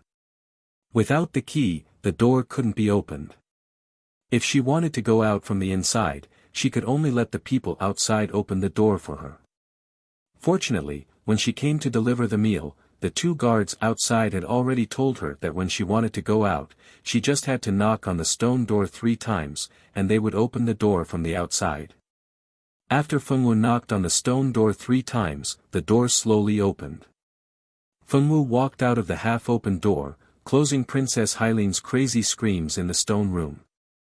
Finished eating? The 2 strong men guarding the door asked. Damn, this princess was too difficult to serve. She had to deliver food 7 or 8 times a day before she was willing to eat. Moreover, she liked to abuse the maids who brought her food. If it wasn't for the fact that she still had a little use value, who would spoil her like this? She really thought that she was still in Bohai Kingdom. She was just a prisoner. What was she doing? Fengwu nodded. Finished eating, she was full. The girl didn't think that the two people were asking about Princess Hailin, not her. The two guards breathed a sigh of relief. This time it was quite fast. She actually stopped tormenting after such a short time. Who didn't know that the princess inside would not let the people who delivered food out without abusing them for more than an hour every time? She fell and sprained her foot. Fengwu thought for a moment and said. Hailin's foot was injured. When she left, she took a look and saw that her ankle was red and swollen. Fengwu was still wondering why Princess Hailin didn't find out that her foot was injured and kept scolding her. Didn't she feel pain at all? When the two guards heard this, they instantly completed their imagination. So that's how it was. She wanted to abuse people but ended up twisting her own foot. This Princess Hailin was also a talent. You're quite lucky. In the past, the maids who delivered the food were all beaten black and blue. Two of their faces were even scratched by the broken pieces of the vase. You were the only one who got yourself killed when you bumped into her. That's why you managed to escape the disaster. The two pirates sincerely felt that Fengwu, who was playing the role of an ordinary maid, was really lucky. She had obviously gone in to deliver food like the other maids, but she was the only one who came out unscathed. If this wasn't good luck, then what was? The two pirates told Fengwu about how Princess Hailin abused her maids in the past. Thinking that it was about time, they called someone to send Fengwu back to Nar. Nar was also surprised that Fengwu could come back unscathed. She had just come back from the vice-captain's dinner banquet. As soon as she came back, she heard that another maid had gone to deliver food to the difficult princess. She thought that she would see her being carried back again. If she was unlucky, she might be carried back as a dead person. Who would have thought that this time, she didn't see her being carried back? She walked back by herself. After the pirate who sent Fengwu back left, Nara immediately let Fengwu explain the situation. Fengwu wasn't stupid. She only said that Princess Hailin wanted to hit her, and the result was that she fell down. Reality proved that the Emperor of Imagination was everywhere. After listening to Fengwu's explanation, Nar, like the two guards, misunderstood. Not bad, not bad. You did a good job this time. In the future, the task of delivering food to the princess will be handed over to you. If you do it well, you will definitely be rewarded. Nar looked at Fengwu with a pleasant expression and smiled amiably. Others who went to deliver food were beaten half to death, but this girl went to deliver food and injured the princess's foot. How come she didn't know that this girl could bring misfortune to others? Who cares? Even if it wasn't what she thought, it didn't matter. In any case, she only lost a maid. She didn't care. Fengwu still had no idea that Nar had thought of her as an unlucky person who was the bane of Princess Hailin's existence. Moreover, Nar was trying to make Princess Hailin suffer. But even if she knew, with her personality, she wouldn't care about this. When Fengwu successfully sneaked in, Ming Shi and Ajur had already brought the map to the room where Princess Hailin's maid was being held. Because of Abak and the unknown captain's arrangements, they were able to successfully switch shifts with the original guards.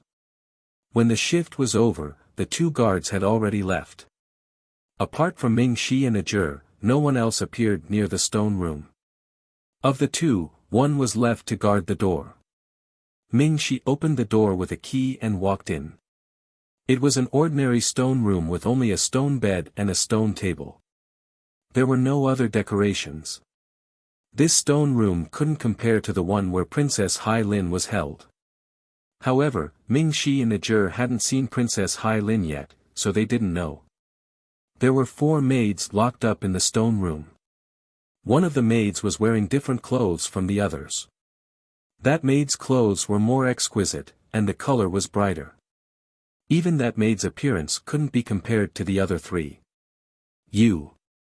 What do you want? When the four maids saw an unfamiliar man enter, they were shocked. The four girls trembled in fear and hid in a corner.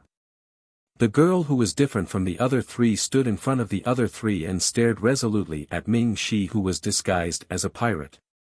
"What do you want?"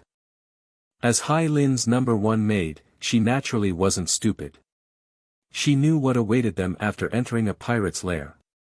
Every day, the four of them would snuggle up to each other in trepidation, afraid that a few men would appear and plot against them. "You." Ming Shi pointed at the maid who spoke. "Come here." The girl was shocked and despair appeared on her face. No, she didn't want to be humiliated by a pirate. The girl shook her head fiercely in fear. "Come here. Either you let me take you away or all four of you. It's your choice." Ming Shi played the role of a cold-blooded pirate to perfection. The other three girls looked at each other in dismay. Their eyes revealed despair and hesitation. Although it wasn't obvious, it was enough to be noticed. This was human nature. When things didn't reach that point, they could snuggle together and comfort each other. But when it came to choosing between their own safety and others, they would always think of themselves first. Ella was in great pain. She didn't want to go with this pirate, but if she didn't, then the only fate waiting for them would be the four of them. That being the case, why not let her sacrifice herself? At least she could save the other three. Chapter 277. Ella. The three little maids didn't know what to do. Ella had the highest status among the maids and was the princess's trusted aide. Although the three of them were only maids, they had always been taken care of by Ella. But now, if Ella didn't go with that person, the four of them would only continue to suffer, but they couldn't persuade Ella to take the initiative to go with that person. The three girls hesitated. Ella saw the hesitation of the three girls, and her heart ached, but she didn't say anything, and just slowly walked out. "I'll go with you, don't hurt the three of them," Ella said with a firm look in her eyes. Ming Shi nodded and agreed. He didn't intend to disclose his identity. He didn't trust any of the four people here, so he wouldn't do such a stupid thing to give the other party something to use against him. If these girls were scared by the pirates and spit him out, then he wouldn't even have a place to cry. "Ella." The three girls were moved, but didn't say anything to let her stay. "Come with me obediently, and wait for your Bohai Kingdom's king to obediently give the thing that the leader wants. Maybe I can let you leave Yaofeng Island alive." Ming Shi smiled bloodthirstily, with a trace of cruelty and ruthlessness in his eyes. "Don't you want the essence of water? The king will give you the essence of water for Princess Helen, but after you get it, whether you can keep it or not is a problem." Ella smiled coldly, as if ridiculing the insignificant pirates who dared to dream of getting a treasure like the essence of water. The essence of water was a water treasure produced in a place with abundant water magic elements. A drop of essence of water needed 100 years to condense. If a water magician took it, his magic level would be quickly improved, and at the same time, the essence of water was a treasure that could purify magic energy. With a drop of essence of water on the body, one wouldn't be invaded by magic energy. Ming Shi was surprised to hear that the pirates wanted a treasure like the essence of water. He had always been curious about what the Red Skull wanted to kidnap Princess Helen. He didn't expect that the answer would be the treasure of the water magician's dream, the essence of water. But the three leaders of the Red Skull seemed to be swordsmen. What did they want the essence of water for? Of course, Ming Shi's doubts could not be answered by anyone. He only felt that this matter was becoming more and more confusing. "That little mouth of yours sure knows how to talk. I wonder if you'll still be able to talk like that when you see our captain later." Ming Shi sneered. Ella's face turned pale when she heard this. She already knew what was waiting for her. Ming Shi was just about to take him away when the door opened by itself. Several people came in from outside. The one walking in front was a brawny man that Ming Shi had never seen before. This brawny man was wearing very gorgeous clothes. It was obvious that he had stolen them from somewhere else. Why aren't you guarding outside? Why did you come in? The brawny man in luxurious clothes at the front saw Ming Shi playing the role of a pirate and asked with his eyebrows raised. Oh no, who was this guy? Ming Shi was slightly flustered. Are you an idiot? Why aren't you saluting our Captain Aoba? Fortunately, Ming Shi did not worry for too long. Aoba's henchman immediately stepped forward to make his presence known. It turned out to be Captain Aoba. I didn't expect that you would come to this place in person. I was a little surprised and didn't greet you at the first moment. Please forgive me this time, Captain Aoba. Ming Shi immediately broke away from the role of a cold-blooded pirate and played the role of a spineless little minion. Aoba was very satisfied with Qin Shi's attitude. He liked the feeling of being flattered. Otherwise, he would not take a bunch of henchmen with him wherever he went. Although Ella wondered how Ming Shi's expression changed so quickly, she did not say anything. Perhaps in her eyes, pirates were a group of people who bullied the good and feared the evil. Captain Aoba came in person. I wonder what you want this little one to do. I'm here to check on the safety of these hostages. Just now, a female magician sneaked onto the island. I suspect that she's here for Princess Helene and the others. You have to watch over these people carefully. I'll send someone to check every hour to prevent the hostages from being rescued. Yes, this little one will be 120% alert. I will definitely keep a close eye on these women. Ming Shi almost made a vow. Well, good. Perform well. If they disappear, be careful of your little life. After a round of threats, Aobat and his lackeys swaggered away. Ming Shi did not care about Ella and the others. After Aoba left, Ming Shi immediately left the stone room. After Ajur locked the door, he breathed a sigh of relief. Fortunately, I was really worried just now. Worried that you would reveal a flaw. I was also shocked. Fortunately, it was this person who came this time. If it was someone else, it would have been difficult to pass. The other captains were not as gullible as Aoba. Did you hear? Someone sneaked in. Do you think it's Funwu? Ajur had been worried since he heard the news at the door. Could it be that Funwu had been discovered? Ming Shi shook his head. It's not Funwu. Funwu is not a magician. That girl did not know magic at all. Could it be someone from Bohai? Could it be that general's daughter? I can't remember her name. Ajur said confidently. Illis was speechless. I don't know. No matter who she is, we have to be careful. We must not let our identities be discovered. The two of them were somewhat resentful of that female magician. Why did she sneak in at this time? If there was a thorough investigation, the two of them would be implicated. At that moment, a figure stealthily ran over. It was none other than Abak. What's the matter with you two? Where is she? Abak was waiting for the two of them to send someone over. In the end, he could only make a trip himself. Big brother Abak, we're sorry. We couldn't complete the captain's task. Ming Shi and Ajur pretended to be extremely guilty. What happened? Abak's expression changed. He secretly wondered if someone had found out about his and the captain's plan. Captain Aoba came over just now. He said that someone had snuck into the island. The security is even tighter now.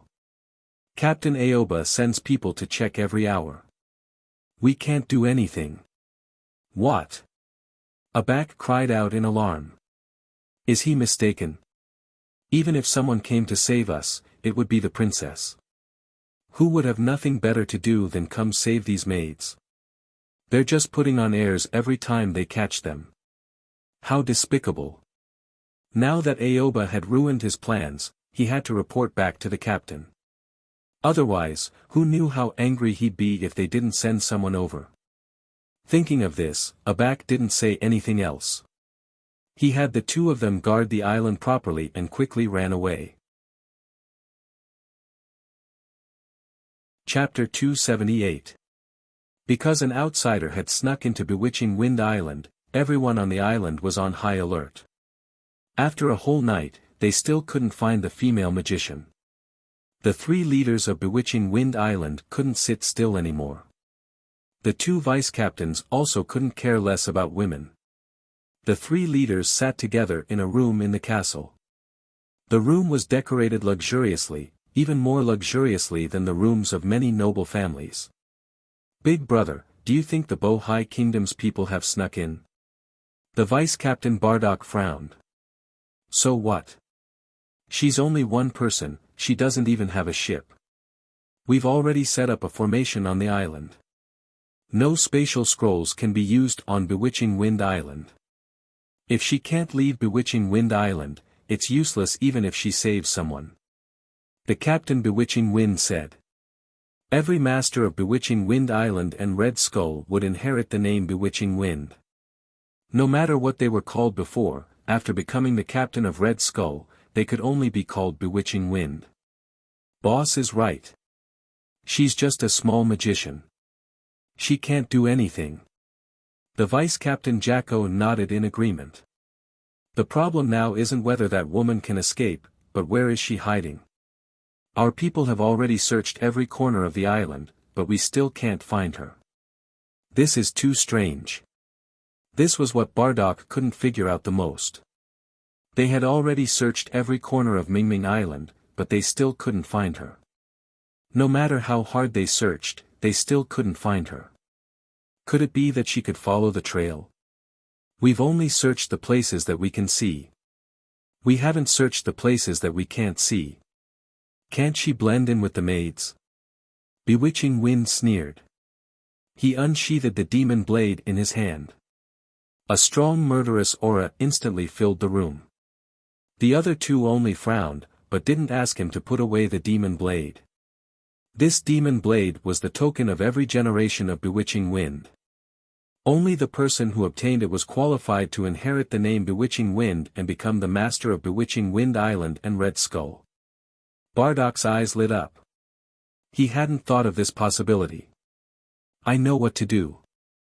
This time, we must make sure that woman doesn't return." His voice was filled with killing intent. "Don't worry about that woman for now. The Bohai Kingdom's royal family has already sent someone to contact us. They have agreed to exchange a water essence for Princess Hai Lin. Originally, I thought that we could exchange for 3 of them, and it just so happens that all 3 of us can use them. Who would have thought that the Bohai Kingdom's royal family actually doesn't care about Princess Hai Lin's life and death, saying that we'll only exchange for 1. If we don't want to exchange, Hai Lin is at our disposal." As he spoke, Jacko's eyes were filled with disdain.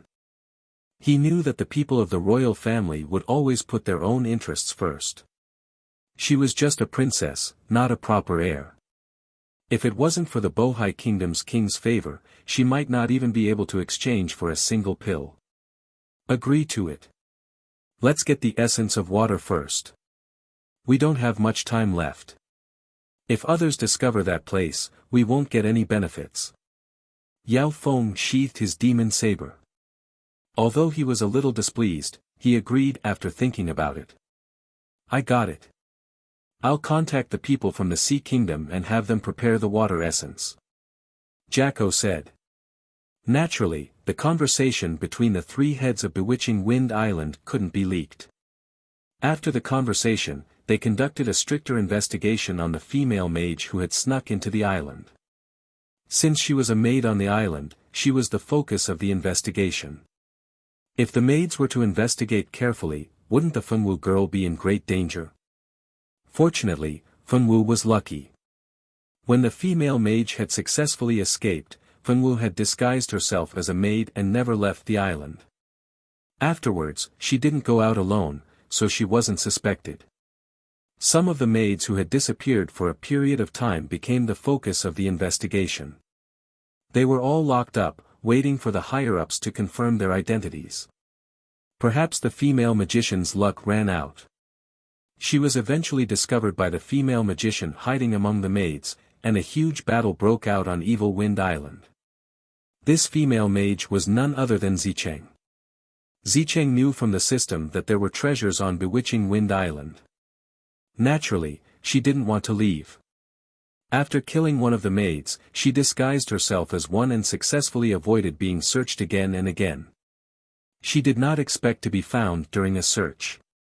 Zicheng had no choice but to accept the challenge. She fought against 100 pirates alone. After killing and injuring more than 50 pirates, she was finally captured by the vice-captain, Bardock, who appeared later. After being caught, she was put on a magic bracelet. After putting on the bracelet, she couldn't use her magic and became like an ordinary person. Take her away and lock her up. Bardock pinched Zicheng's chin and gave the order with a cold smile. How could the subordinates dare to hesitate? They immediately dragged him away.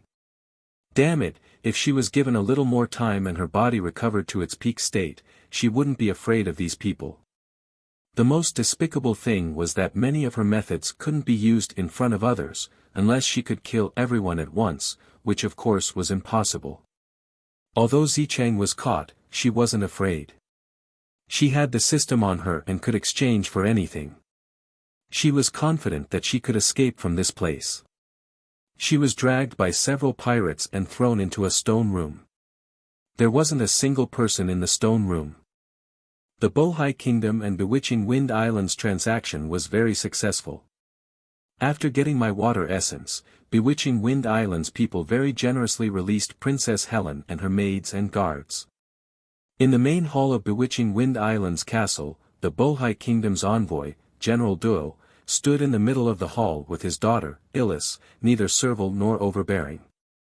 After Duo offered a drop of water essence, Princess Harleen and the people around her were brought out.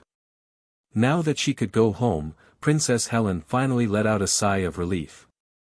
She didn't want to stay in this place anymore. You actually mistreated the princess. Illis saw Princess Helen's limp and loudly accused with red eyes. Even General Duo had a gloomy face as he coldly asked Jacko for an explanation. Jacko had never seen Princess Helene before, so he didn't know what was wrong with her feet. What's going on? He turned to look at the two pirates who brought Princess Helen over. Princess Helen was injured, so the guards would naturally be held accountable. The two guards didn't dare to hide anything. If the vice leader misunderstood that they didn't follow his orders and mistreated Princess Helen, they wouldn't even have a place to cry. Vice leader, no one mistreated her. She fell down on her own. The two pirates loudly cried out. Chapter 279. What kind of joke was this? With this woman's heart that was even more vicious than the pirates, who could hurt her? They would be thankful if she didn't abuse them. You're lying. It must be you vicious pirates who did it. Ildes and Dual didn't believe it. They thought that the pirates were just trying to shift the blame. What lies did we say? You even said that we're vicious, but your princess is a good person. She's only been locked up for a few days, and she's already abused several maids to death. She's even injured and crippled several of them. Her leg was injured when she was abusing the maids. She didn't stand properly and fell. She even said that we abused her. From the beginning to the end, we've been serving her with good food and drinks. She's injured because of herself. The two pirates guarding Princess Harleen couldn't take it anymore. What was this? They clearly didn't touch her at all, but they were being accused like this. Although they weren't good people, they didn't want to be the scapegoat for this kind of thing. You two lowly commoners, those maids didn't serve you well, so you deserve to be beaten to death. However, that maid actually dared to cause this princess to fall and injure herself. She should be beheaded to atone for her crime. Princess Harleen didn't hide her actions at all. She didn't tell them that Funwu stole her food. She didn't want to be laughed at by the outside world. She was bullied by a maid in a pirate's den. Although Princess Harleen wouldn't say what Funwu did to her, she didn't plan to let her go. She couldn't let anyone who dared to treat her like this live. Ildes and Dual looked at each other. The princess admitted that she wasn't abused. The princess is right. We should hand over the maid who injured the princess. Let us kill her and make her pay for her sins. Yildiz nodded and agreed with Princess Harleen's words. A mere maid who dared to injure the princess naturally didn't need to live. If there's nothing else, you can leave. I hope there's still a merchant who can trade with the Bohai kingdom. Jacko looked at them with a smile that wasn't a smile. But he didn't say anything about handing over the maid. Sorry to disturb you, Deputy Commander Jacko. Duao could see that Jacko would not hand over the maid for them to deal with. Although she was just a small maid, she was still someone from Bewitching Wind Island. Bewitching Wind Island was in a dominant position, so they would not show any weakness to the Bohai royal family. Princess, His Majesty has been waiting for you for a long time. Let's go back. Duao said. But that maid. How could Hai Lin be satisfied if she didn't kill that person? Princess, it's time for us to leave. General Duao emphasized. Princess, listen to my father. This is a pirate's nest. Do you really want to continue staying here? Ilris tried to persuade her as well. Hai Lin thought for a moment. This place was indeed not a place to stay for long. If there was a chance in the future, she would kill that little maid. Helplessly, Hai Lin reluctantly agreed. The three of them were about to leave with the others when Jacko suddenly said, "Please wait." The three of them turned their heads. Princess Hai Lin's maids and guards looked as if they were facing a great enemy. They were afraid that this evil pirate would go back on his word and not let them leave. Is Deputy Commander Jacko going back on his word? Duao couldn't help but think this way. When making a deal with pirates, one had to worry about being betrayed. This time, he didn't bring too many people. Bewitching Wind Island didn't allow too many outsiders to enter. Only he and two of his trusted aides came to the island. The others were still waiting on the ship. If Jacko made a move now, all of them would probably die here. General Duao, you misunderstood. Our Red Skull has always kept our word. We said that we would let them go once we received the goods. We will definitely honor the agreement. The reason why we stopped you is because we suddenly remembered that there are a few guests that we want you to identify. Those few people have snuck into the island in the past 2 days. If they are from Bohai Kingdom, please take them away. If not, our Red Skull will deal with them ourselves. Hearing Jacko say this, everyone was relieved. It was fine as long as he didn't go back on his word. However, when Illis heard this, she suddenly thought of something. She said that she seemed to have forgotten something. She seemed to have forgotten about Ogre and the others.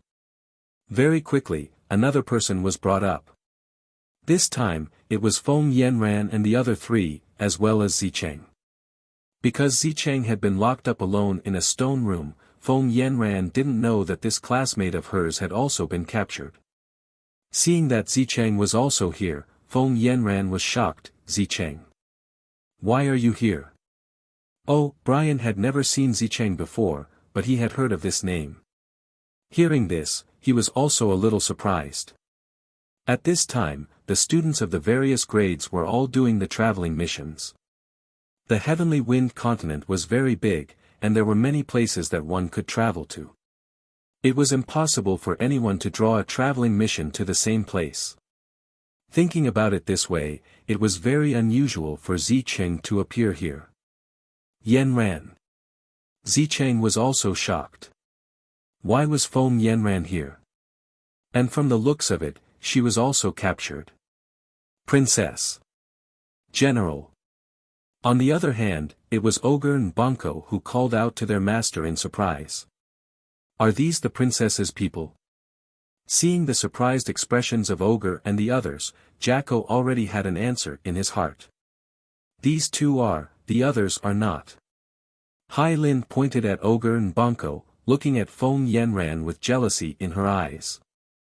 Beautiful women didn't want to see someone more beautiful than them. Feng Yanran's beauty could undoubtedly kill most of the beauties.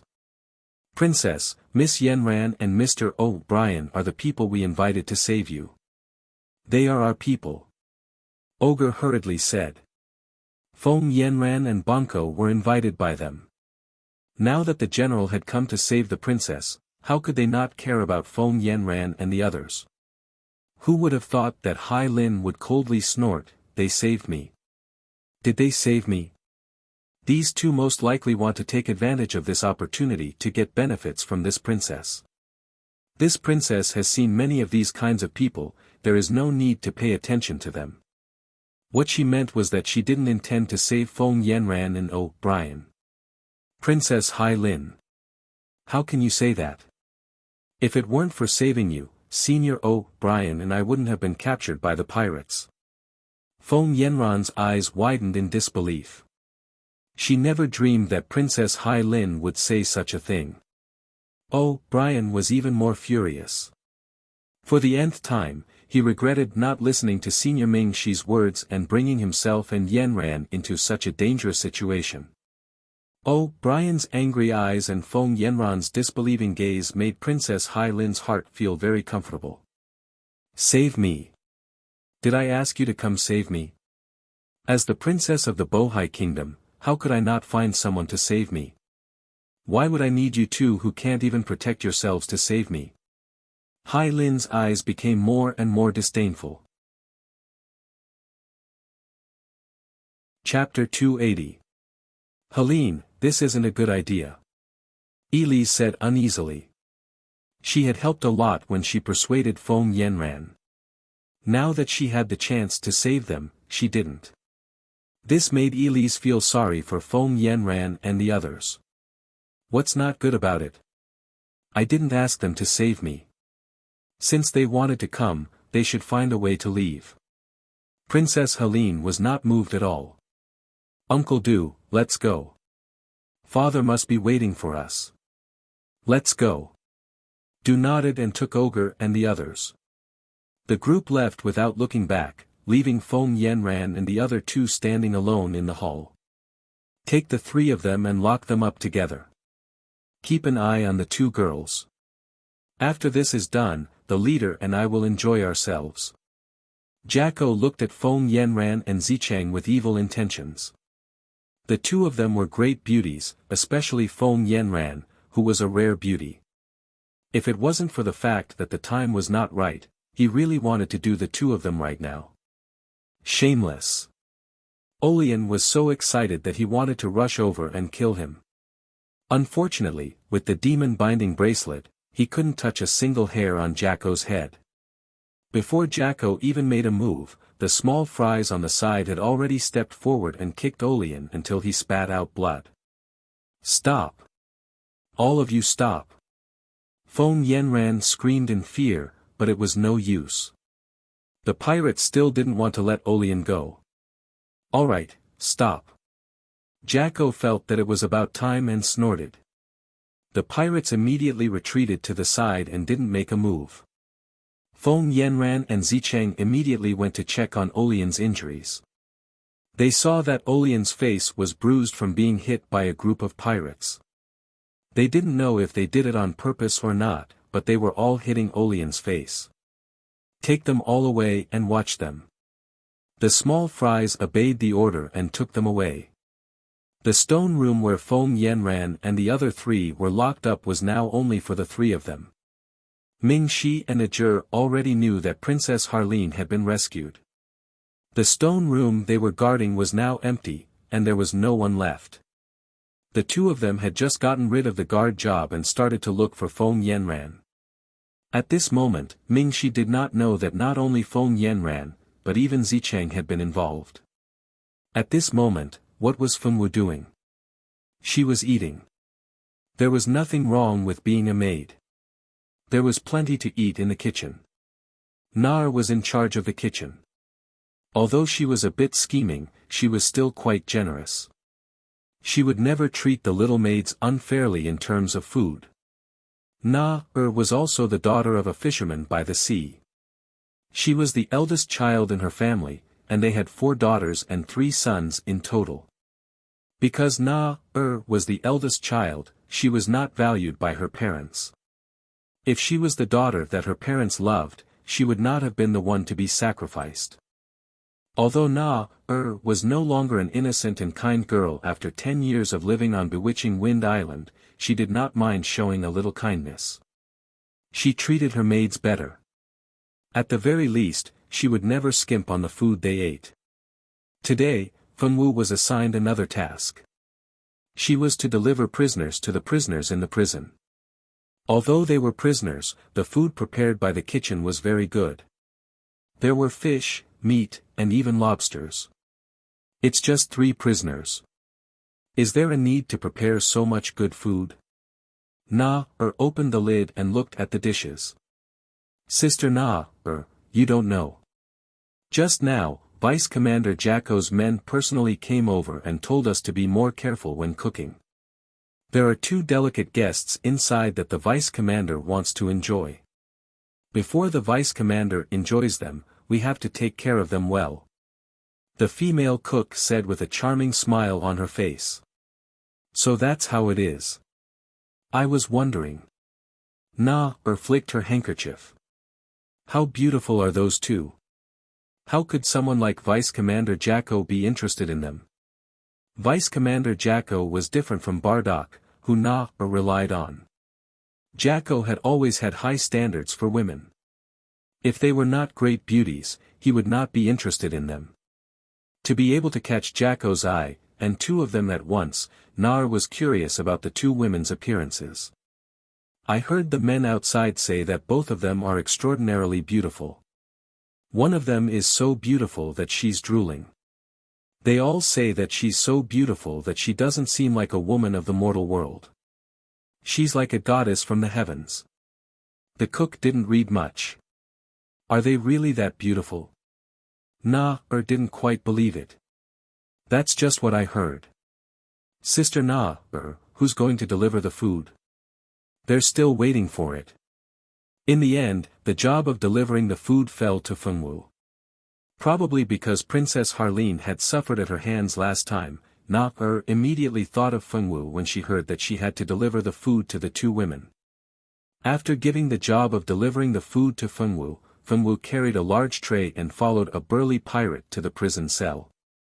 After passing through the castle's great hall, they went down the passageway to the basement. After passing through a winding path, they finally arrived at the prison cell where the criminals were kept. The 2 burly guards opened the door and let Fengwu in to deliver the food. When Fengwu entered, she saw Feng Yanran using a wet cloth to clean the wounds on O'Brien's face. Zicheng was sitting at the side holding the cloth. When they heard someone enter, the 3 of them turned around at the same time. They saw that it was a maid who looked very ordinary. Time to eat. Fengwu placed the food on the tray. Let's eat. Although these pirates don't have much humanity, they won't poison the food. Zicheng smiled faintly and walked over to open the lid. The tray was filled with meat dishes. There were mutton, fish, and lobsters. It was very sumptuous. Let's go eat. Feng Yanran supported O'Brien as they walked over. O'Brien has wounds on his body. It's not suitable for him to eat such oily food. He can't eat seafood either. Isn't there any lighter food? Zicheng turned to ask Fengwu. The 3 of them didn't see through Fengwu's disguise. They only thought of her as an ordinary maid who delivered the food. This food was prepared by Vice Captain Jacko himself for the 2 ladies. The implication was that O'Brien was just a side dish. But O'Brien has wounds on his body. He can't eat these things. Feng Yanran angrily glared. What does that have to do with me? If you don't eat, I'll take it away. She could eat it herself. You. Feng Yanran was so angry that her face turned red, but she couldn't scold him. Forget it, Yanran. She's just a maid. Don't make things difficult for her. Zicheng knew a little about the origins of these maids. She had experienced it once. For those girls who had no choice but to serve the devil, Zicheng was very sympathetic. Chapter 281. Thinking of the maid who was killed by her in order to hide her identity, Zicheng's heart flashed with a trace of guilt. She really didn't want to hurt her. If the maid hadn't found her, she wouldn't have wanted to hurt those poor women. However, letting them live like walking corpses was better than letting them die. Maybe they could have a happy life in the next life. Thinking of this, Zicheng's heart didn't feel so bad. But, oh, Brian is injured like this, and we don't have any medicine. What should we do about his injuries? Feng Yanran said with a worried face.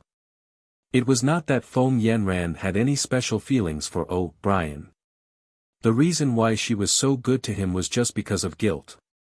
After all, the reason why oh, Brian became like this had an inescapable relationship with her. Oh, Brian saw that the goddess in his heart was so concerned about him. His heart warmed, and the wounds on his body didn't hurt at all. It's okay, you don't have to worry too much. I've already seen oh, Brian's wounds. They're just some flesh wounds, not very serious. As long as he recuperates for a few days, he will recover.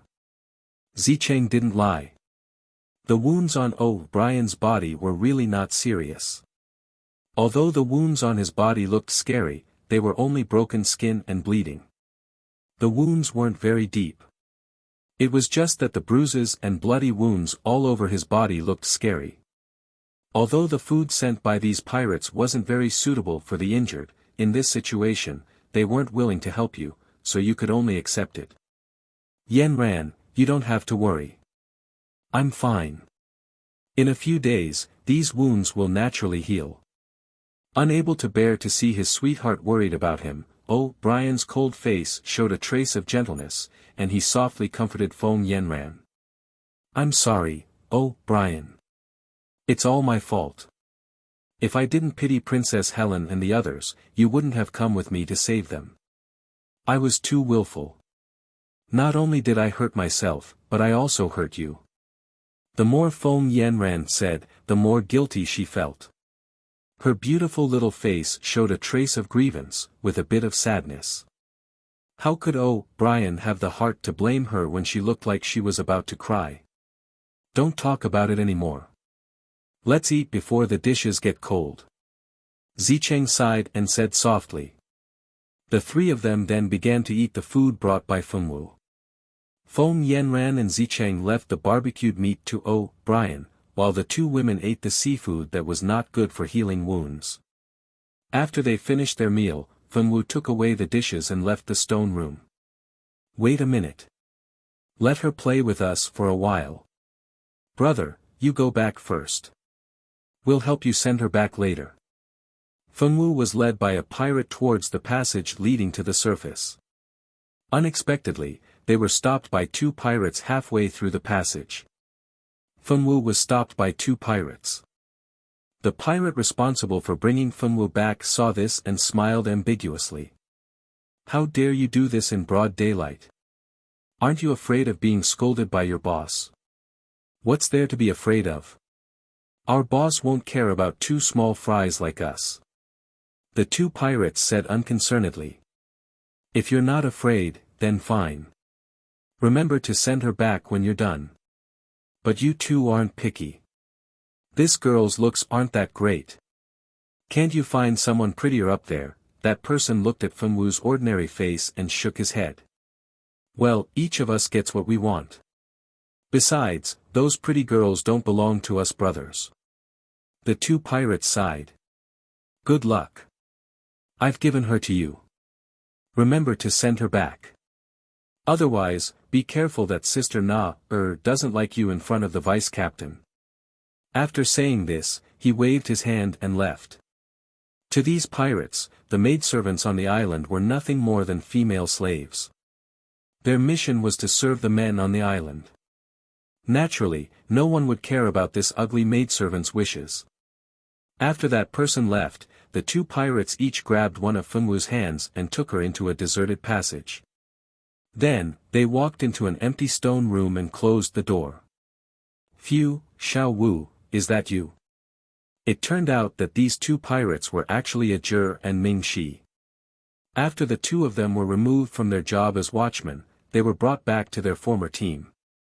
Because of the female magician's invasion, many pirates were killed. Old B, who had been missing, was naturally treated as a victim and dealt with. The two of them had been pretending to be the original owner, so they hadn't been discovered.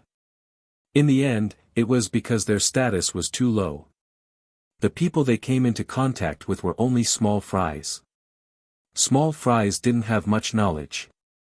Naturally, they wouldn't think that their partner who usually patrolled the island with them had changed. Since they didn't have to worry about their identities being discovered, the two of them would wander around and figure out the terrain. The two of them had already heard that Feng Yanran and O'Brien hadn't been taken away.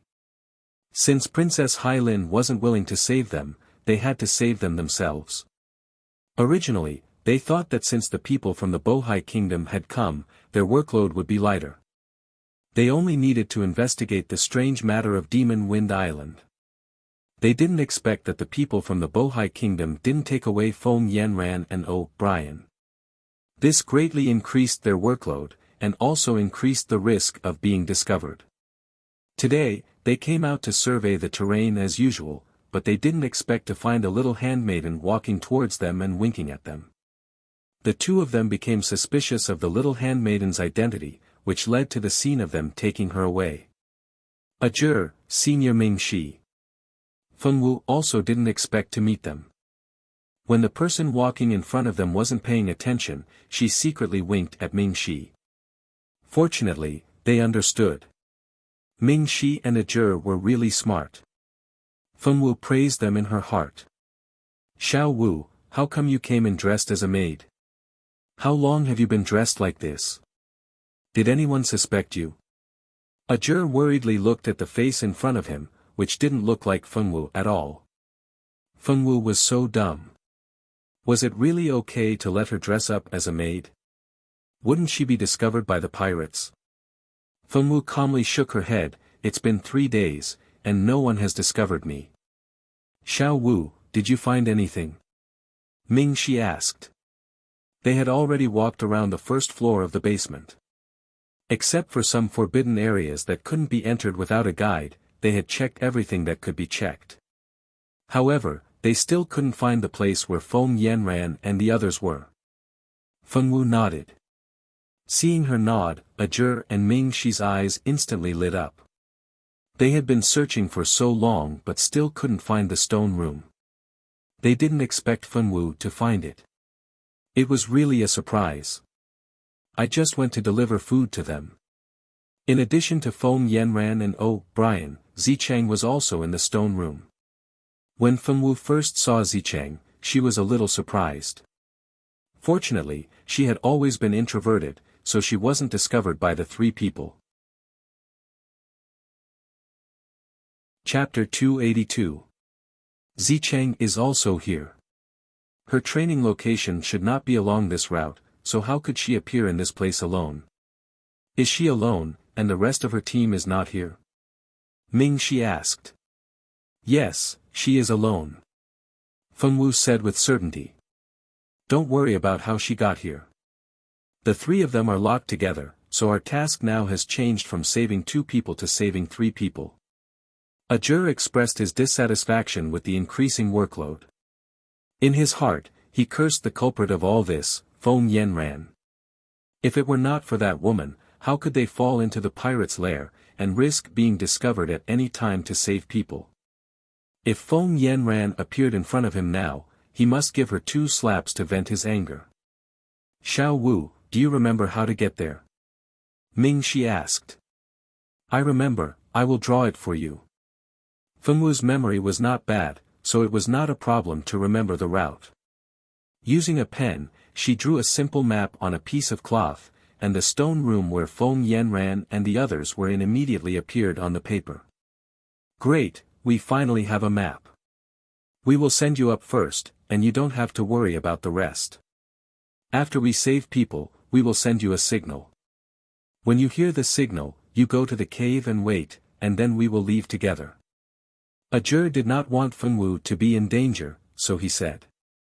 Fengwu nodded obediently, and did not complain to follow, which made Ming Shi and Ajur very satisfied. Ming Shi touched the Fengwu girl's head, and then sent Fengwu back to the kitchen. After the two of them sent Fengwu back, they immediately followed the map to find the room where Feng Yanran and the others were locked up. However, Ming Shi and the others did not know that in the stone room where Feng Yanran and the others were locked up, there was a situation that was neither big nor small. In the ground of the stone room where the three people were locked up, there was a hole that was just big enough to enter. Of course, this hole did not appear out of thin air, but was dug by Zicheng's pet, the treasure-seeking mouse. This treasure-seeking mouse was a very rare magical beast in the Heavenly Wind continent, and Feng Yanran had only heard of its name, but had never seen it before. Now that she finally saw one, she curiously looked at it several times. Zicheng, why did Bao Bao dig a hole here? Is it to let us escape from here? Feng Yanran asked curiously. As an expert at digging holes and finding treasures, the treasure-seeking mouse would dig a hole to get to the treasure if it was underground. The treasure-seeking mouse's ability to dig holes was even better than that of many Earth-type magical beasts. I don't know, maybe Bao Bao found something. Of course, Zicheng would not say that Bao Bao found a treasure underground, so it dug the hole to find it. Let's go down and take a look. If treasure-seeking mouse wants something, it can't be ordinary. Oh, Brian said with great interest. As everyone knew, treasure-seeking mouse's vision was the highest among all magical beasts. Unless it was a really good thing, it would not be interested in something that had a very high vision. The three of them crawled into the hole that had just been dug. The hole was very deep, and they could not see the end. They did not know how treasure-seeking mouse had dug such a deep tunnel in such a short time. About half an hour after the three of them left, Ming Shi and Ajur took care of the guards and used the key to enter the stone room where the three people were locked up. However, the two of them did not expect that they were still one step too late. The three people had already left the stone room and were nowhere to be seen. They dug a tunnel and ran away. Ajur was shocked. He had a whole new level of respect for the three of them. To be able to dig such a tunnel, and in a situation where magic was sealed, this was too incredible. You're thinking too much. They didn't dig this tunnel. This tunnel has the scent of a magical beast. Looks like they're hiding something. Ming Shi did not need to turn around to guess what Ozzy was thinking. He shook his head and said, "Magical beast. The three of them are hiding a magical beast." Ajur raised his eyebrows in surprise. He thought that the three of them were so powerful that they could dig such a tunnel by themselves. Let's go in. The two of them exchanged glances and decided to follow the tunnel to take a look. Ajur walked in front, and Ming Shi followed behind. Ming Shi, who was walking at the back, used magic to restore the entrance of the tunnel to its original state. No one would be able to tell that there was a tunnel here before. The treasure-hunting mouse was not big, so it was impossible for it to dig a big tunnel. The tunnel was only big enough for one person to crawl in. It was not even possible for them to stand up. The three of them followed the tunnel dug by the baby treasure-hunting mouse and crawled for an hour.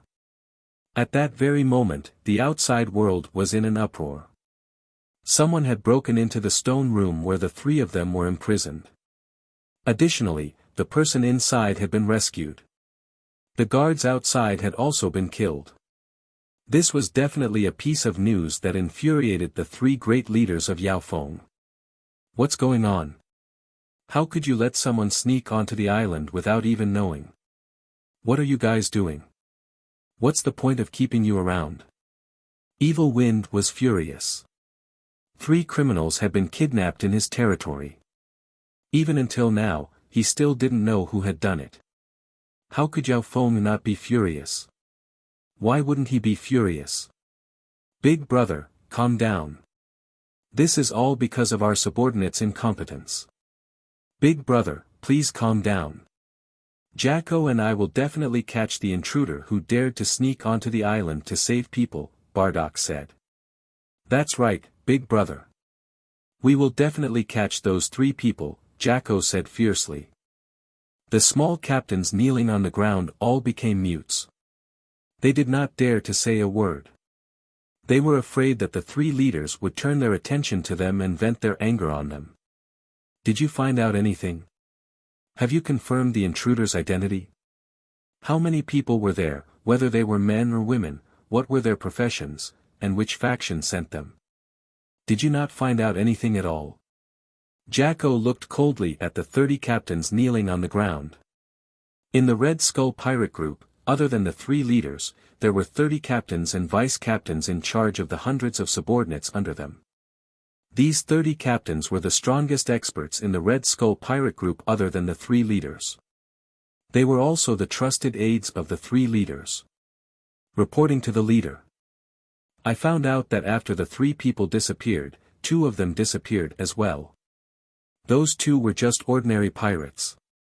They didn't belong to any of the 30 captains' teams. That's why we didn't notice anything strange about them at the beginning. If Ming Shi and Ajur were here, they would definitely realize that the captain who spoke was the unknown captain that they had met at the beginning. Chapter 283. So, it's 2 men who sneaked up. Jacko nodded. Did anyone else find anything? If so, just say it. Bardock said impatiently. The 30 captains looked at each other and shook their heads. Forget it, get out of here. Hurry up and find those 2. Yao Feng waved his hand and signaled the captains to get down to work. His voice was full of impatience. After the 30 captains left, the atmosphere in the room didn't relax at all. Big brother, have you really decided? Jacko said with a worried face. That's right, big brother. We only have 1 water essence, so only 1 person can go. It's too dangerous for you to go alone. That place is where that person is sealed. It's too risky for big brother to go alone. Let's wait until we get more water essence from the other countries. Bardock said with the same worry. Yao Feng waved his hand, we don't have time now. Because of what we did a while ago, we have attracted the attention of some people. If we don't act soon, I'm afraid there will be more problems. You 2 don't need to persuade me anymore. I've already made up my mind. Pay attention to our brothers on the island for the next 2 days. I'm afraid that the Bohai royal family won't let this matter end so easily. Their people will probably arrive soon. Not to mention the result of the discussion between the 3 leaders, Ming Shi and Ajur had already been crawling in the tunnel for a while, but they still hadn't seen the end of the tunnel. The 2 of them were confused. Where did this tunnel lead to? Was it the beach? They couldn't think of anything, so they focused on crawling. They just didn't know when they would reach the end. Ming Shi and the others didn't know how much longer they would have to crawl, but Feng Yanran and the others had already reached the end.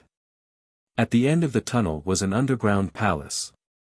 Who would have thought that there would be such a grand palace under Yaofeng Island? The palace was built with all kinds of magic crystals and ores. It took up a lot of space and was very grand. Could this be the Red Skull's treasure trove? If it was a grand building, if it wasn't the Red Skull's people, Brian couldn't think of anyone who could build such a grand palace under the Red Skull's nose. Are we going in? If it's really Red Skull's treasure trove, I don't know if there will be experts guarding it. Feng Yanran looked at the buildings in front of her with some worry. Don't worry, I don't think this place has anything to do with Red Skull. Zicheng said. Why do you say that? Of course, Zicheng could not tell them that she knew because of the system. Think about it, if Red Skull is really so rich that they can build such a palace, why would they kidnap Princess Helene and do business at sea without any capital? Feng Yanran and Brian thought about it and agreed. With so much money, why would they need to be pirates? They could just find a place to live comfortably for a few lifetimes. Who are you? Leave this place immediately. A clear female voice suddenly sounded. Then, a young girl in 7-colored clothes suddenly flew out of the palace. The young girl had red hair, but the tuft of hair on the top of her head seemed to have been dyed. There were a total of 6 colors, plus the red hair on her body, there were 7 colors. Originally, such a mess of colors on a person's head would definitely make her look like a madman. Even if she was not a madman, she would still be regarded as a non-mainstream person. However, these 7 colors matched the young girl very well, making the young girl look more charming. "Sorry, we didn't come here on purpose." Feng Yanran thought that the young girl was the owner of this place and said to the young girl embarrassedly, "Leave here immediately, or die." The young girl raised her head high, looking very arrogant. At this time, Zicheng smiled and stepped forward. "I'm sorry, miss, we won't leave. There is something that Bao Bao is interested in here." Zicheng pointed to the treasure-hunting mouse. The treasure-hunting mouse had been very humble since the appearance of the young girl, and its 4 little paws were almost lying on the ground. This was a bloodline suppression that only appeared when a magical beast saw a bloodline of a higher level than itself. Zicheng and the others were not magical beasts, so naturally, they could not feel this suppression. "You're just a treasure-hunting mouse, and you want to take the things inside. I really don't know who gave you the courage." The young girl only glanced at the treasure-hunting mouse indifferently, her eyes full of disdain. Although the treasure-hunting mouse was despised like a grandson, it did not dare to make a sound and obediently lay on the ground. It was completely different from its usual lively appearance. Zicheng's mind moved and connected with the treasure-hunting mouse's mind. "Bao Bao, what's wrong with you?" Zicheng was a little worried about the treasure-hunting mouse's condition, so he asked with his mind. "Master," Bao Bao felt a strong bloodline suppression.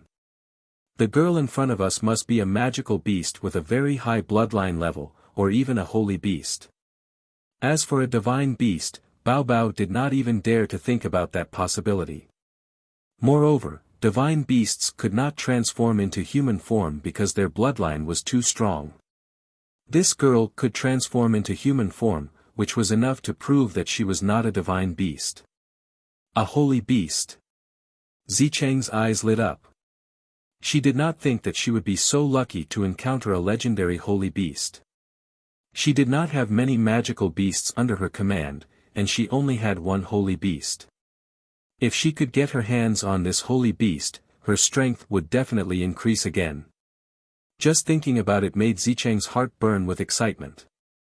If this holy beast was useless, she could sell it to the system store in exchange for points. Then, she could buy anything she wanted. Zicheng and the treasure-hunting mouse's telepathic messages were ignored by the young girl. To her, these humans were just insignificant bugs that could not pose a threat to her. "Are you still not going to scram? Do you want me to send you away?" The young girl smiled coldly, and her temperament became noble and cold. "Miss, everyone can get the treasure. I advise you to step aside." After knowing the young girl's identity, Zicheng was not afraid. Instead, he was determined to get the treasure. Feng Yanran and O'Brien stood to the side without saying a word. They could see that Zicheng was determined to go against the young girl. "Since you want to die, I will send you on your way. Foolish human, you will pay the price for your ignorance." The young girl flipped her wrist, and a huge fire phoenix appeared from her hand. It fiercely pounced on Zicheng. "Come on!" Zicheng shouted, and a gorgeous staff appeared in her hand. After escaping from the stone room, she had exchanged something from the system that could be used to remove the demon's sealing bracelet. As expected, the bracelet could no longer seal her magic. When the staff appeared, the young girl was stunned. It was as if she did not expect to see it here. Chapter 284. This is a semi-divine tool, the Staff of Life, the weapon used by the Elf King before he fell. Although it is no longer nourished by the Elf King's spiritual power and has fallen from a divine tool to a semi-divine tool, this kind of treasure shouldn't be owned by a human like you. The multicolor-clothed girl exclaimed in surprise. The Staff of Life was worthy of being the legendary divine tool used by the Elf King. Under the power of the Staff of Life, the girl's attack was easily blocked. The fiery red phoenix let out an unwilling cry in the sky and slowly dissipated in the air. Although the attack was successfully blocked, Zicheng also didn't have a good time. The magic power required to wield the semi-divine tool was very large. Just by blocking this attack, half of the magic power in her body had already been used up. Stupid human, do you think anyone can use a semi-divine tool? You really overestimate yourself. The multicolor-clothed girl saw that Zicheng was barely able to use the semi-divine tool and that his magic power was almost exhausted. She disdainfully sneered. The girl waved her lily-white hand and a huge flame appeared out of thin air. Finally, it turned into several hundred fiery phoenixes. These phoenixes cried out and flew towards Zicheng with ominous glints in their eyes. Zicheng's complexion changed. He silently chanted an incantation and waved the Staff of Life in his hand, bringing out bursts of life aura. This life aura surrounded Zicheng. When the fiery phoenix's attacks hit the life aura, it had no effect on Zicheng. The number of fiery phoenixes in the sky kept increasing. The protective shield formed by the magic power of the Staff of Life was getting weaker and weaker. Finally, with a crash sound, the protective shield shattered into pieces and disappeared in the air. And because the Staff of Life was no longer supported by magic power, it became dim. Ah! After losing the protection of the Staff of Life, Zicheng was hit by the fiery phoenixes and was sent flying with serious injuries. After flying for 5 meters, he fell from the sky. After falling to the ground, he spat out a big mouthful of blood. His whole body was dispirited a lot. A trifling human dares to provoke me. The girl gently flew up and slowly landed beside Zicheng's feet. She looked down at Zicheng, who was in such a sorry state. Feng Yanran, who originally wanted to check on Zicheng's injuries, was firmly held back by O'Brien. He was afraid that she would take things too hard and rush forward, becoming another target for that young girl. This young girl's battle prowess was terrifyingly strong. Defeating Zicheng didn't take much effort at all. It was like playing a game. With their strength, if they went forward, wouldn't they be courting death? The cold-faced O'Brien began to blame Zicheng. Just now, they had already said that they would be allowed to leave, but Zicheng was still so fearless and rushed forward. It was fine if she wanted to die, but did she not think that she would implicate him and Yanran? She labeled Zicheng as a selfish and self-reliant person who could not get close to her. She made up her mind to persuade Yanran to stay away from Zicheng in the future. She could not be used by this woman. If Irene knew O'Brien's thoughts, she would definitely nod in agreement. The heroine of this novel, Zicheng, was a person who looked weak and kind on the outside, but was actually selfish and cold-blooded. Zicheng and Feng Yanran gave people the impression that they were kind and gentle girls. However, although the style of the two was similar, there were essential differences. Zicheng's kindness was only directed at things that she thought could earn her favorability, and also towards people whose favorability had reached 100. To put it bluntly, her kindness was only directed towards her own people who had 100% favorability, and towards people or things that were of value to her. Feng Yanran, on the other hand, was a real Virgin Mary. Although she sometimes wanted to teach a lesson to people she didn't like, she would use a little tricks. But most of the time, she was a very Virgin Mary person. No matter what she did, she would do it from a kind point of view, regardless of whether it was right or wrong. She only cared about whether it was a kind thing or not. In Irene's mind, these two women were not good people. Irene was happy to see people who didn't have a good impression of either of them. Digression, back to the main topic. Zicheng was lying on the ground powerlessly. Blood was flowing from the corner of her mouth, and her face was as pale as paper. It was obvious that she was seriously injured. You too, take this overconfident human and leave quickly. This place is not for you to come. The girl didn't want to kill anyone. She turned her head to look at Feng Yanran and O'Brien, and asked them to come and take her away. However, the girl didn't expect that the moment she turned her head, an unforeseen event suddenly happened. Zicheng, who was lying on the ground powerlessly and seriously injured, suddenly moved. She waved her small hand, and a black smoke quickly spread around Zicheng. The girl's clothes were stained with some black smoke. The girl's expression didn't change. She waved her sleeve, but found that she couldn't use her strength. Her body was getting weaker, and finally, she couldn't even maintain her human form. Despicable human! What did you do to me? The girl screamed with resentment, but she still couldn't stop her body from changing. Finally, she turned into a seven-colored bird and appeared in front of the three people. This seven-colored bird wasn't big. It was about the size of an ordinary pheasant, but its feathers were flowing with colorful light. It looked very extraordinary. It's actually a seven-colored phoenix. Zicheng said in surprise. She used her points to exchange for a bottle of extreme recovery potion. After drinking it, the wounds on her body were almost completely healed. She jumped up and stood on the ground. This time, it was her turn to look at the girl who had turned into her original form. No, now it should be the mythical seven-colored phoenix. This is a seven-colored phoenix. The mythical beast of the mythical beasts. Feng Yanran and Brian were already dumbfounded by this change. How did this girl turn into a seven-colored phoenix in the blink of an eye? Moreover, it was such a lofty mythical beast. No, this wasn't an ordinary mythical beast. It was a seven-colored phoenix that represented auspiciousness among the mythical beasts. This is too inconceivable. Why can she transform? Isn't it said that the mythical beast's bloodline is too powerful? While possessing a powerful bloodline talent, it is also deprived of the ability to transform. Brian looked at the mythical seven-colored phoenix in disbelief. If it wasn't for the fact that this bird's original form was exactly the same as the one he saw in the mythical beast illustrated handbook, he would have thought that he was seeing things. Zicheng didn't care about Feng Yanran and Brian's exclamations. Her attention was now focused on the mythical seven-colored phoenix that had fallen to the ground. The black smoke that she used to deal with the seven-colored phoenix was a secret medicine that she had exchanged with her favorability points and the system.